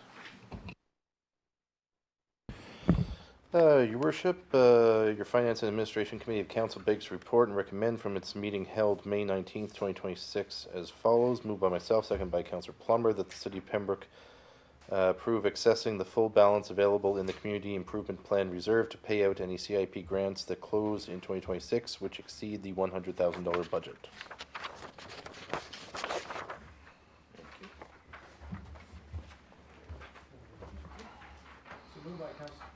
Moved by Councillor Keel, seconded by Councillor Plummer, that the City of Pembroke Council approve accessing the full balance available in the Community Improvement Plan Reserve to pay out any CIP grants that close in 2026 which exceed the $100,000 budget.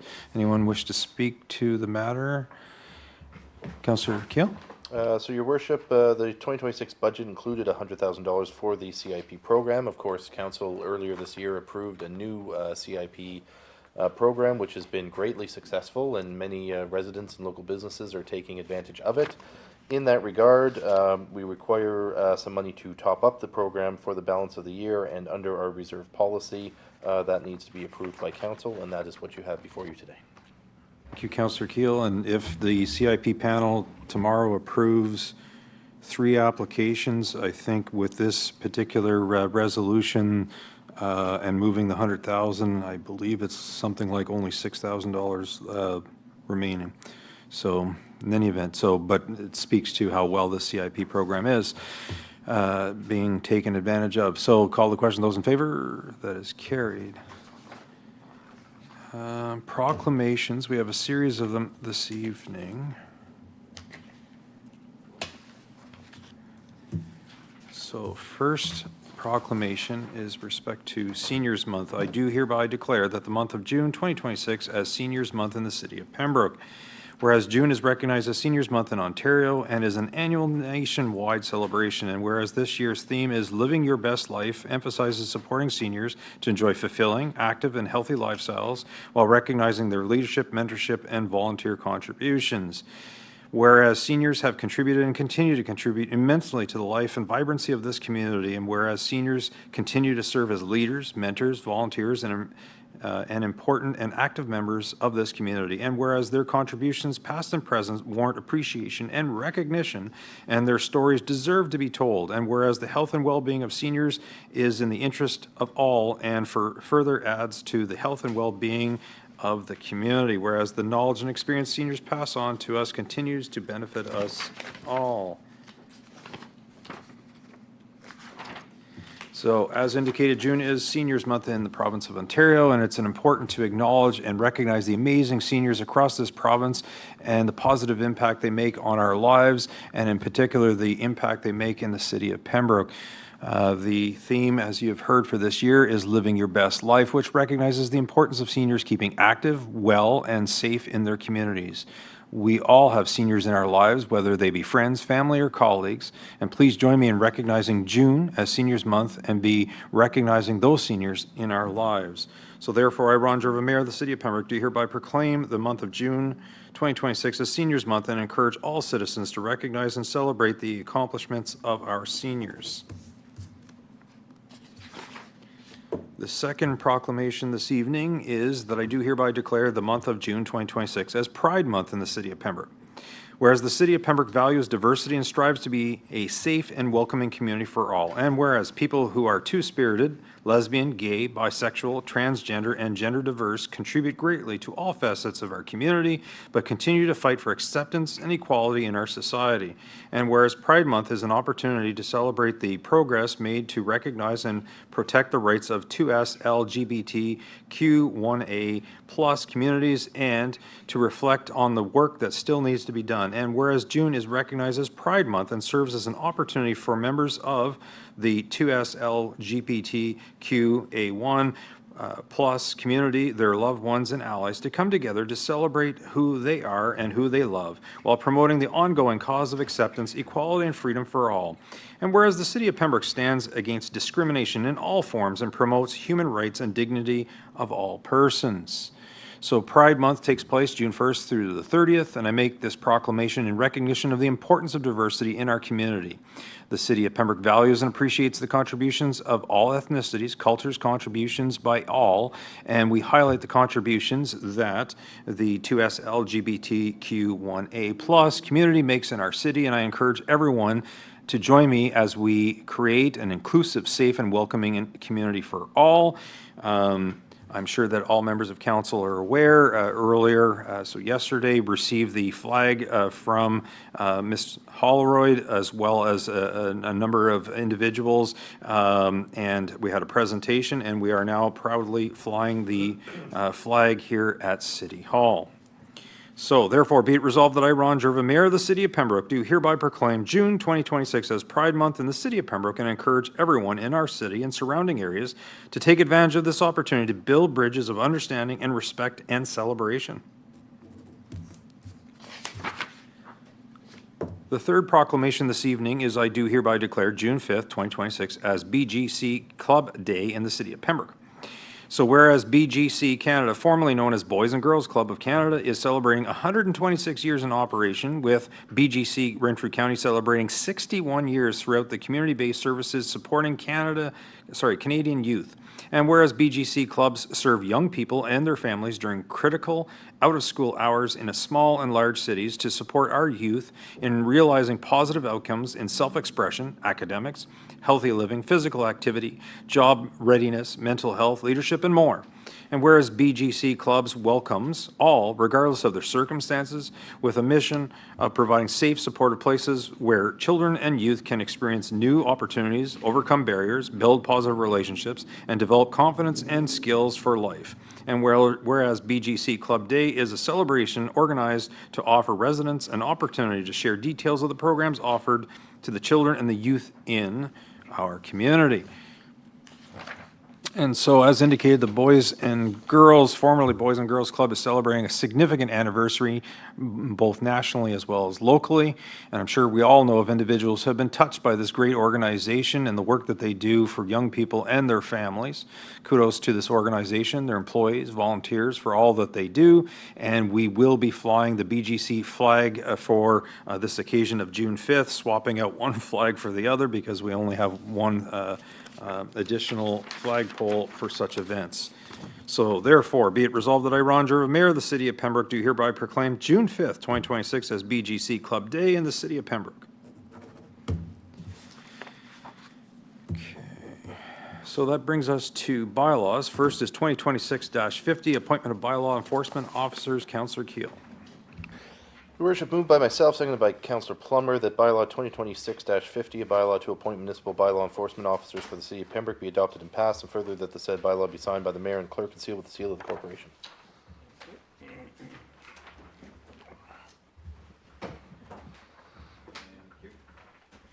So, Moved by Councillor Keel, seconded by Councillor Plummer, that bylaw 2026-50, a bylaw to appoint municipal bylaw enforcement officers for the city of Pembroke be adopted and passed, and further said bylaw be signed by the mayor and clerk and sealed with the seal of the corporation. Councillor Keel. Your worship, as we heard earlier, this is just changing out some individuals, both with respect to our animal control and our fire burning permit bylaw. Any questions? Seeing none, call the question. Those in favor? That is carried. The next matter is 2026-51, Masonic Lodge, and I'll call upon the deputy mayor to take the chair.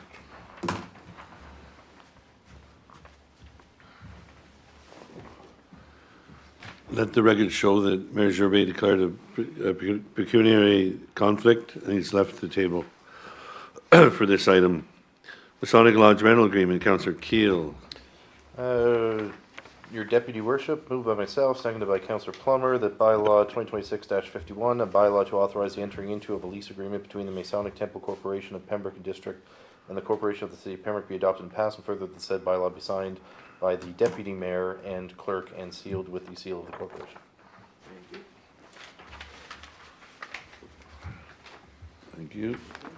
Moved by Councillor Keel, seconded by Councillor Plummer, that bylaw 2026-51, a bylaw to authorize the entering into a lease agreement between the Masonic Temple Corporation of Pembroke District and the Corporation of the City of Pembroke be adopted and passed, and further, the said bylaw be signed by the mayor and clerk and by the deputy mayor and clerk and sealed with the seal of the corporation. Councillor Keel.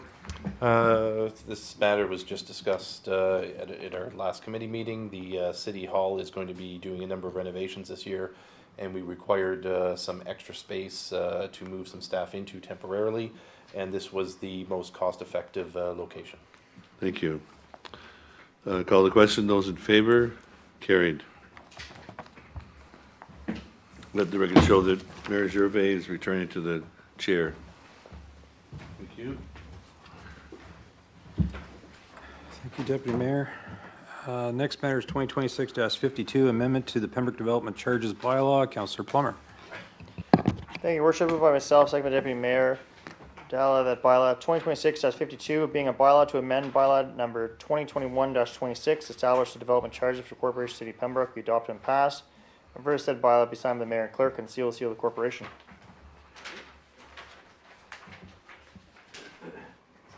Thank you. Moved by Councillor Plummer, seconded by the Deputy Mayor, the bylaw 2026-52, being a bylaw to amend bylaw number 2021-26, establishing development charges for the corporation of the City of Pembroke, be adopted and passed, and further said bylaw be signed by the mayor and clerk and sealed with the seal of the corporation. Councillor Plummer. Yes, this was discussed earlier. We are currently just extending our bylaw as we await further information from the province and grants applications. Thank you. Call the question. Those in favor? That is carried. Next one is 2026-53, Provincial Dedicated Gas Tax Funds Agreement. Deputy Mayor. Thank you, Your Worship. Moved by myself, seconded by Councillor Andrew Plummer, that bylaw 2026-53, a bylaw to authorize the entering into a letter of agreement between His Majesty the King and the right of the Province of Ontario, represented by the Minister of Transportation and the City of Pembroke, on behalf of the City of Pembroke and the Township of Laurentian Valley, to receive funding provided under the dedicated gas tax funds for the public transportation program be adopted and passed, and further, that the said bylaw be signed by the mayor and clerk and sealed with the seal of the corporation.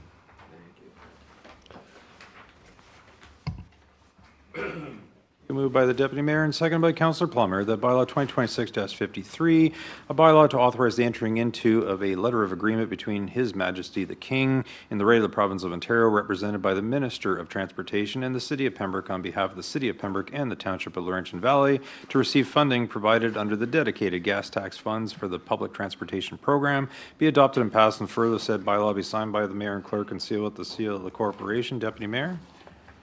Your Worship, this was reported earlier during the committee meeting. We'll be receiving approximately $118,000 from the gas tax, and it goes towards the handy bus. And part of that amount is from Laurentian Valley gas tax. Thank you. Thank you. Call the question. Those in favor? That is carried. Brings us to the last bylaw for this evening, 2026-54, appointment of bylaw enforcement officers at Pembroke Regional Hospital. Councillor Keel. Your worship, moved by myself, seconded by Councillor Plummer, that bylaw 2026-54, bylaw to appoint municipal bylaw enforcement officers to enforce parking provisions in the parking lots associated with the Pembroke Regional Hospital be adopted and passed, and further that said bylaw be signed by the mayor and clerk and sealed with the seal of the corporation.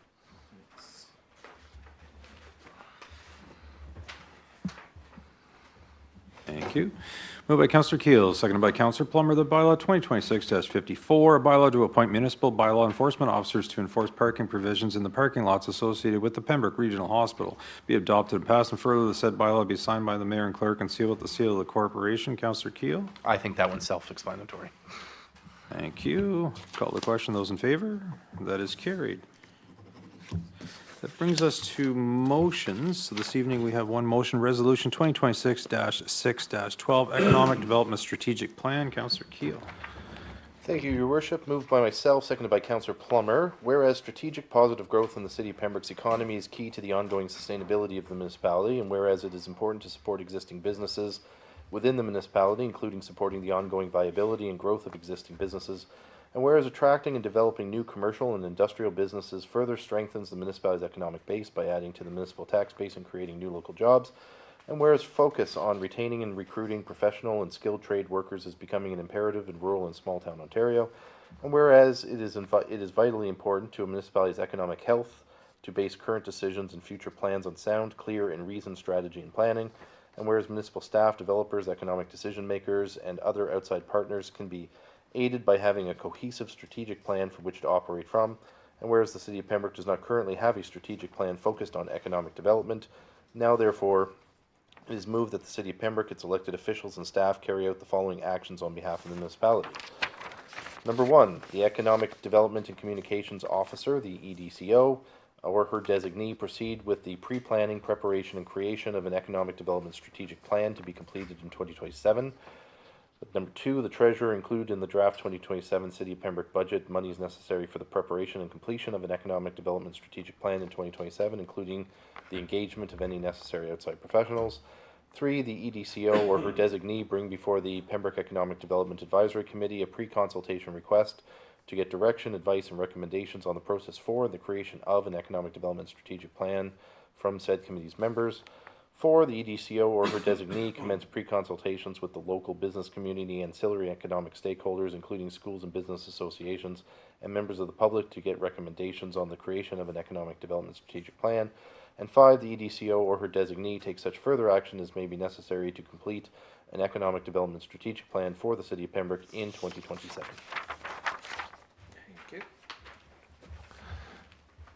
Thank you. To be clear, not to minimize in any way, shape, or form this particular motion, does council agree to waive rereading of it? Yes. Yeah. Okay, thank you. Councillor Keel, did you wish to speak to your motion? Thank you, your worship. So this motion was developed after consultations with our economic development officer. Of course, the City of Pembroke, we entered into a strategic plan process back in 2023 at the beginning of this council, and while that certainly is a high level and it was a good exercise to participate in, one focus perhaps that it lacked was in terms of economic development. Certainly our economic development officer expressed interest in having a plan from which to move from. Certainly she's extraordinarily busy in her work that she does, as your worship would know, sitting on the Economic Development Committee. So as part of that process, which from time to time might disgruntle me and others around this table, things do need to be budgeted for, things do need to be planned for, which is why this is coming before council tonight to seek this council's direction as to whether or not that's a road that we want to go down. I didn't sort of attach anything, but if council were interested, there are a number of other municipalities across Ontario that do have their own specific economic development related strategic plans. So certainly I welcome any questions from any of the other council members or whatnot, but I think this is an appropriate time. We've just finished our CIP. We're working on some other programs. I think this is a good time for us to take stock, especially in the new year. We will have a new council at that point in time. Some might ask, why not wait for the new council? Again, if we do that, that means we're not budgeting for a strategic plan until probably 2028. And again, we're just moving the goalpost further and further down.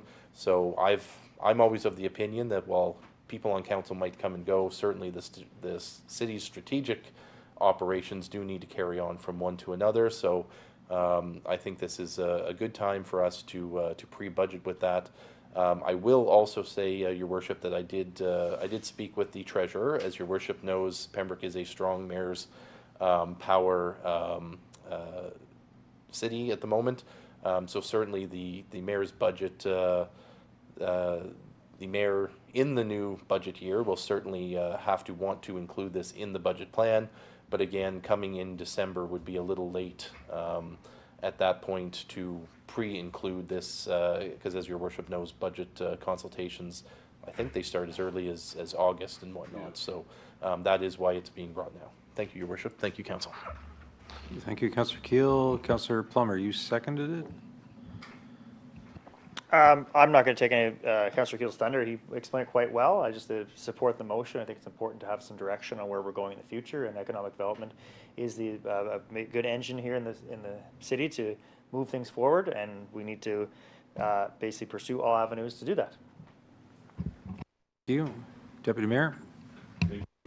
So I was talking to Ms. Sutherland today, and she said this was brought up in committee, the Economic Advisory, and they supported it.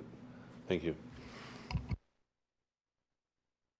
Okay, so from the chair, if we go back to the beginning of this particular term, and certainly, and I appreciate that this council saw, if you will, a vision in terms of having an advisory committee that has to do with economic development, splitting it from tourism, but seeing the need to have economic development, because without the money, it's kind of hard to spend money at different things, including infrastructure, which clearly was another goal in terms of moving forward.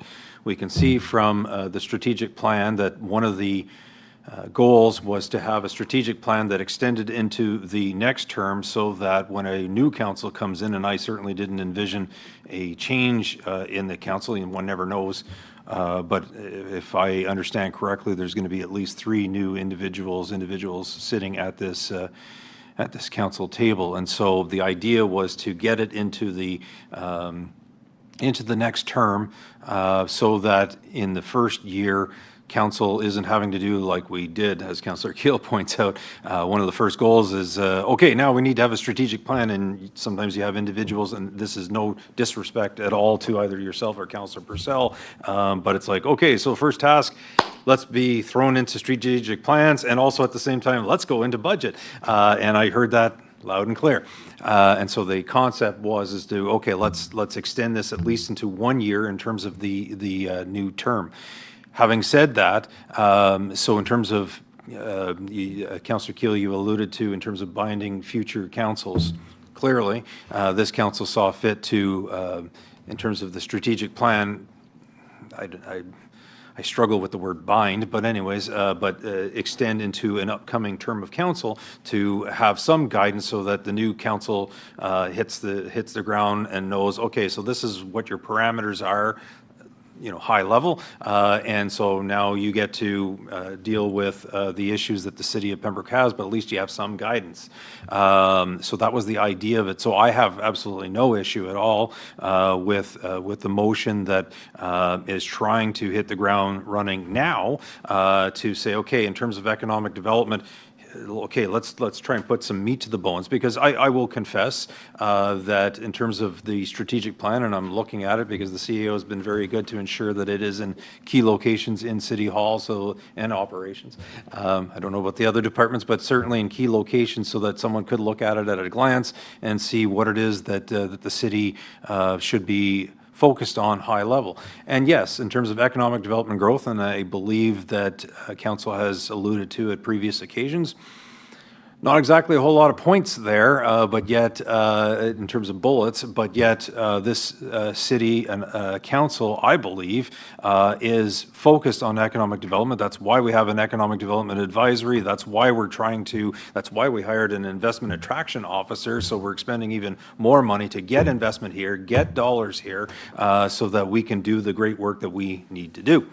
So, having said all of that, I completely support what it is that Councillor Keel is bringing forward in terms of a motion to try and give some direction to assist Ms. Sullivan, to assist Ms. Barr in terms of some focus, if you will, and as I appreciate what Councillor Keel is attempting to do and would do with this particular motion, is to secure some dollars through the budget process. And quite correct, starting August, I have no doubt that staff are now going to be putting on that hat and trying to deal with budget as well as all of the other great things that that need to be done by staff. So at least then there'd be some dollars, there'd be some focus. The Economic Development Advisory Committee can be looking at it. The Treasury can be looking at it, so that whoever's sitting here next year has the dollars and has some focus.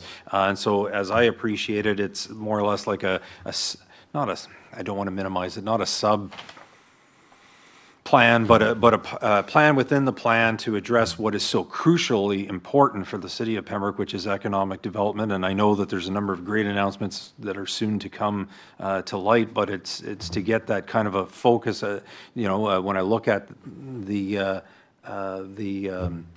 strategic plan, I see the business retention expansion plan, check, we did that. And continuing with various programs and grants and so forth, and check, we are doing that. I think we're doing great things. We've seen the largest single grant that we've ever received in terms of the city of Pembroke, but it always assists to have some focus, to have some planning, so that there's some guiding principles, and so then the next council will have funding, I'm presuming, as part of this process. We'll have funding enabling the new council to stay focused on economic development, because I think this council and future councils needs to be focused on the economic development, because there's always going to be the pressures of infrastructure and the utilization of those dollars from that. So wholeheartedly support, Councillor Keel, the foresight that you have in terms of this particular motion. I wonder, and I'm trying to figure out from the chair, but I'd like to have a recorded vote on this particular one because of its importance. Give the CEO more tasks to do, but. Are you ready for the vote? Any further discussion? Sorry. Okay. I won't bother rereading the motion if that's acceptable. Okay. So. A recorded vote has been requested. So, Deputy Mayor Brian Abdallah? Yes. Councillor Ed Giacono is absent. Councillor Ian Keel? Yes. Councillor Pat Lafreniere is absent. Councillor Andrew Plummer? Yes. Councillor Troy Purcell is absent. Mayor Ron Gervais? Yay. So the motion passes 4-0. Great, well done. No correspondence this evening. It brings us to Mayor's report. So, good evening, everyone. I wish to bring forward my Mayor's report at this time. On May 22nd, the Police Services Board Chair Carmody and I attended Eastern Region Headquarters in Smiths Falls for a board symposium. There was a great deal of information on governance and topics including various grants, as well as the availability of various units that are available being part of the OPP policing. May 27th was the 2026 options event at our beautiful PMC, and it was great to see all the students anxiously awaiting to participate in the various competitions and ready and willing to ask so many different questions as they began their career plan as they move forward. And I was sharing with them that I remember even my own son participating in what I believe was the small engine repair competition. So it was a great event. Nice to see, again, nice to see other municipalities. There was representation from Laurentian Hills, Whitewater region, a number of different municipalities coming forward and being part of this particular competition in this program. Later that day, I had the pleasure of attending the Community Living Tea. The crowd had many different questions about activities in the city, and I gave them a warm welcome. It was nice to see what the individuals were curious about, and probably more along different items that Councillor Keel speaks to. They wanted to know about Canada Day. They wanted to know about Busker Fest. They wanted to know that was what their interest was. And so it was nice to hear from them, because at times I lose sight, I think of infrastructure, I think of economic development, but there's the social aspect that different individuals in the community live for, and they clearly wanted to know about all of those great things. May 29th, I had the pleasure of bringing greetings to the Ontario East quarterly meeting that was held here in the beautiful city of Pembroke at the Best Western, welcoming all that was in attendance and the individuals from a wider area. And it's always nice to have those conferences in Pembroke, and I encourage them that after their conference to take in that everything that Pembroke has to offer, including the many great eateries in downtown and abroad. June 1st, I was pleased to receive the Pride flag from Jill Holroyd and individuals with her. This flag will be flown for the month of June, and the proclamation was held earlier today. In respect to other matters, so I often try to bring forward different items rather than just attendances, and so I'm going to bring forward the Pembroke PSB had their meeting on May 20th, 2026. Generally speaking, the statistics showed the various types of crime trending downward in our detachment area. This was noted at the last Community Watch meeting, where captains noted that generally speaking, things in Pembroke had been quieter.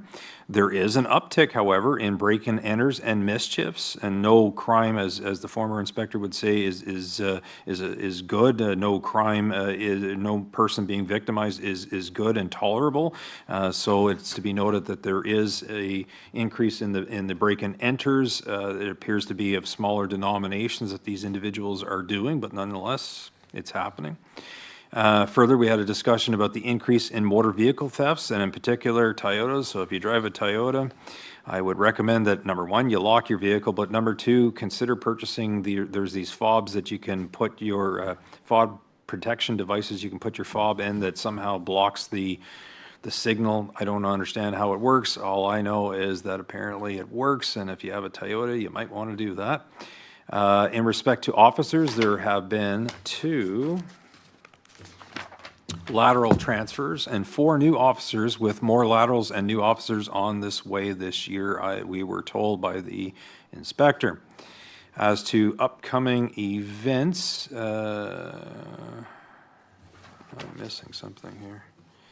So one of the events, and I did not put it down. One of the events was there was a book signing by a Danny Gallagher. Apparently, as I understand from having a good conversation with him, he is from Eganville.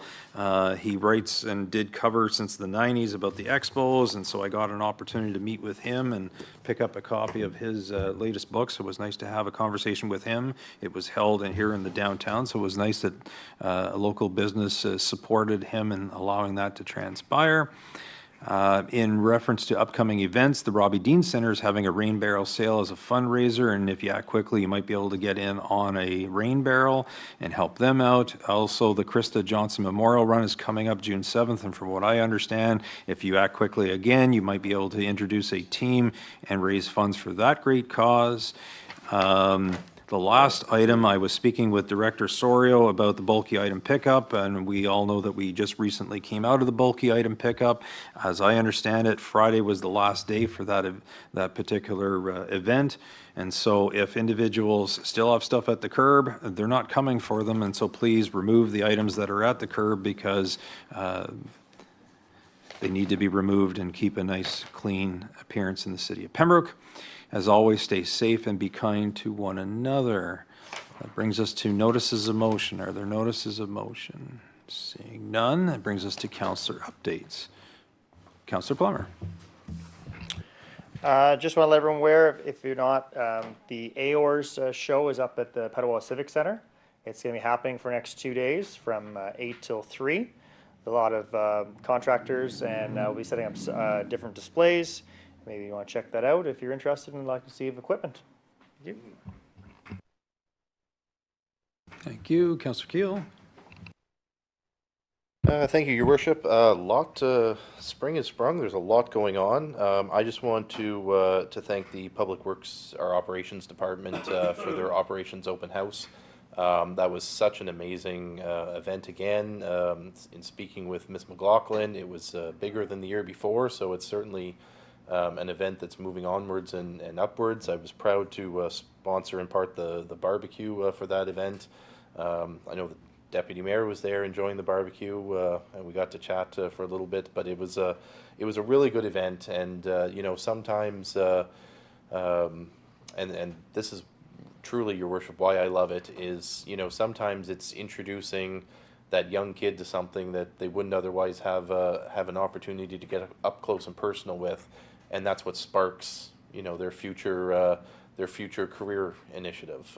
So it's events like that that help show off the hard work and a lot of work that our city staff do, and all of the staff that were there at all of the different stations, very knowledgeable about the work they do, and that was such an interesting event. And I certainly, through the CAO, commend our staff for doing that, and I hope to see it back again next year.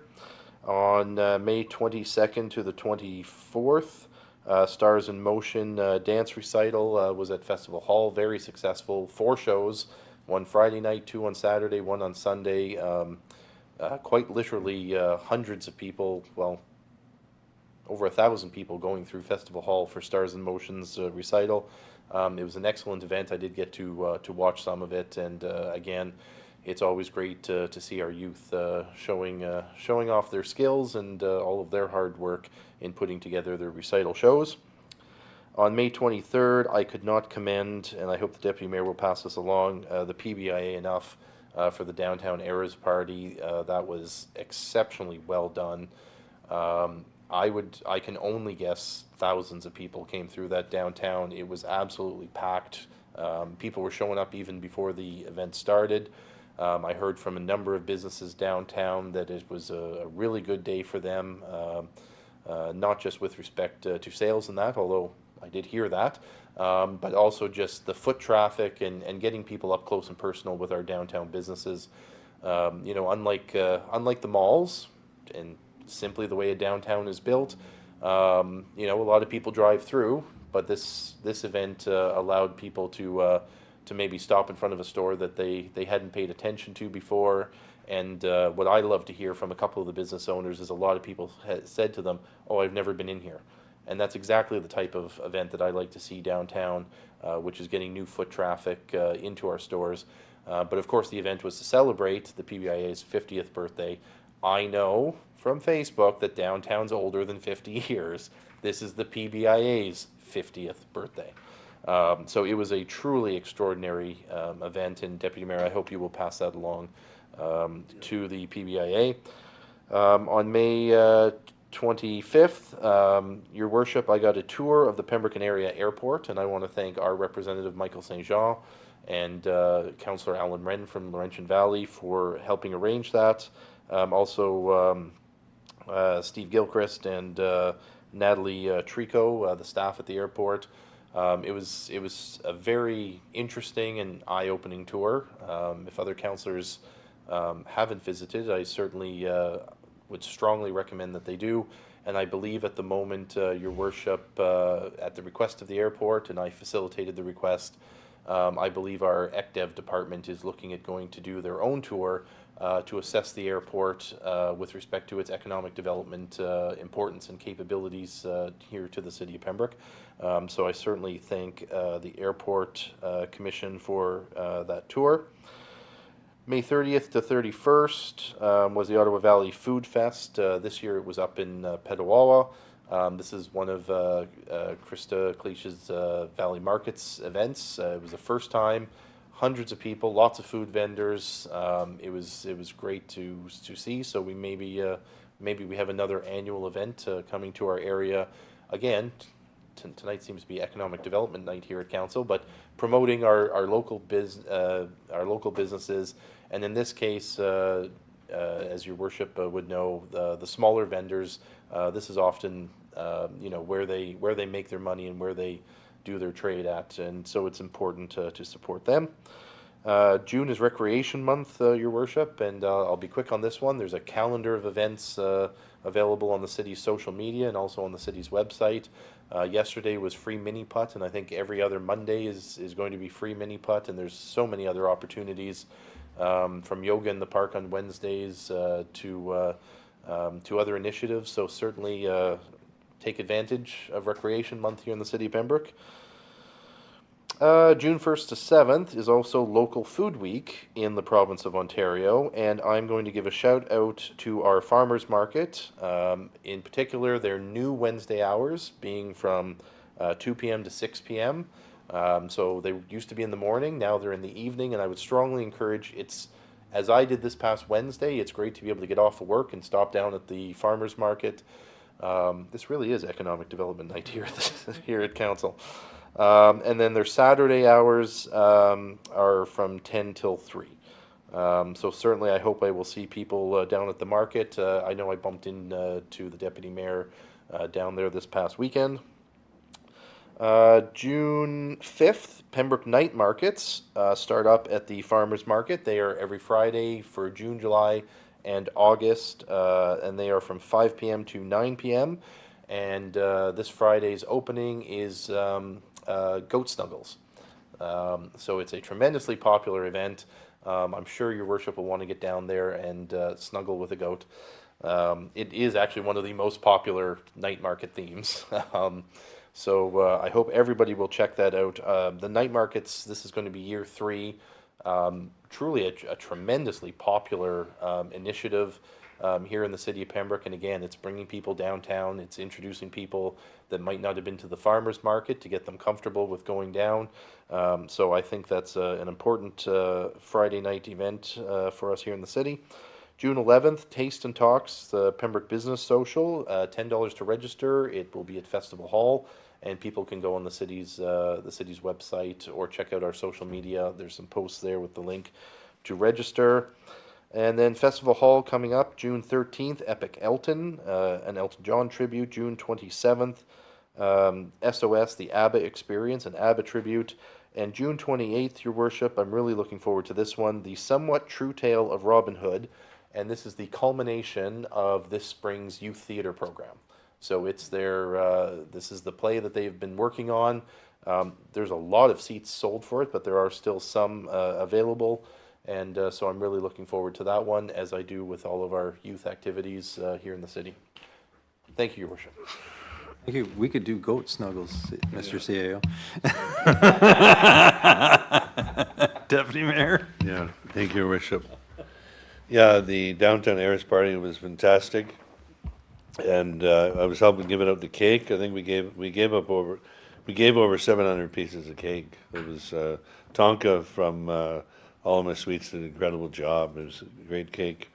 Just an update on behalf of the mayor and I about the Pembroke Care for Community Garden. Those who have seen the post on Facebook and have driven by have seen all the 12 garden beds that we added. We got an $11,000 grant from the TD Friends of the Environment Foundation, which we're very, very thankful for. And we've had 2 work sessions. I want to thank all the volunteers. We got all the garden beds done, irrigation system last weekend. And this Saturday, we'll be in the afternoon around 1:30. We'll be planting tomatoes and other items. I want to thank Stewart's Tree Service. The Horticultural Society donated over, I don't know, hundreds of plants to us.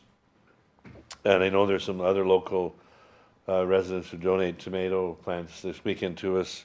We want to thank Dumpy's, who donated the bin service for the cleanup long weekend in May.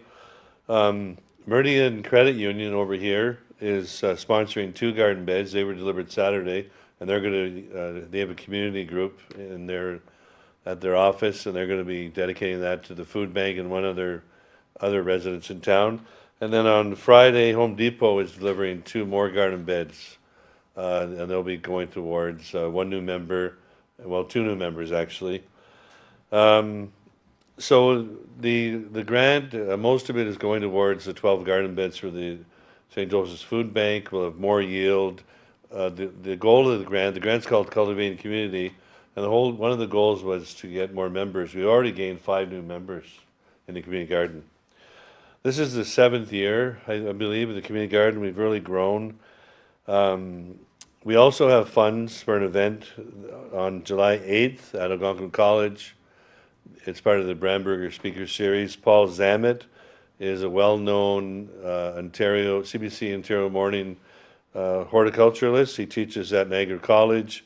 It's free admission. It's called Cultivating Community, and he's going to speak about bringing how gardening and horticulture brings communities together. And it's being presented by the Pembroke Care for a Community Garden in partnership with the college, Horticulture Society, the Beautification and Climate Action Committee of the city. And the tickets are free, and you go to, if you go to algonquin.com /Pembroke/event, but if you don't have a computer at home, if anybody's listening and sees this after, you can phone me at 613-312-6789, and I will register the person, because we only have 180 seats. So anybody interested, it's going to be a very, it's going to be a celebration of the community garden and the Horticulture Society and anybody who gardens. So Cultivating Community on July 8th at the college. On another note, we've have a committee. John Butler and his family, a well-known volunteer at Kojiko and other things. He has a photography shop in the community. Lost his home and vehicles a number of weeks ago. Lost everything. So June 19th at 7, we have 5 bands, and we've rented the Pembroke Legion, and it's called Rhythm of Giving, and it's $20. So I just wanted to put that out there, and if anybody is interested in attending or wants to donate a silent auction item, they can contact myself, Mike Levine, or they can contact Lee Costello. Thank you, Your Worship. Thank you, and thank you for your report. And in respect to the Bramberger series, I know whenever I went to get my ticket, it said that there was a limited number left or something. So whoever wants to go needs to book like ASAP. Okay, so Deputy Mayor, close session motion. Thank you, Your Worship. Moved by myself, seconded by Councillor Andrew Plummer, that this meeting become a closed meeting to discuss A, litigation or potential litigation, including matters before administrative tribunals affecting the municipality or local board as it relates to legal opinion, public authority. B, a proposed or pending acquisition or disposition of land by the municipality or local board as it relates to purchase of land request. Thank you. Moved by the Deputy Mayor, second by Councillor Plummer, that this meeting become a closed meeting to discuss litigation or potential litigation, including matters before administrative tribunals affecting the municipality or local boards as it relates to a legal opinion on a public authority, and B, a proposed or pending acquisition or disposition of land by the municipality or local board as it relates to purchase of land request. Call the question. Those in favor? That is carried. We'll now move into a closed session.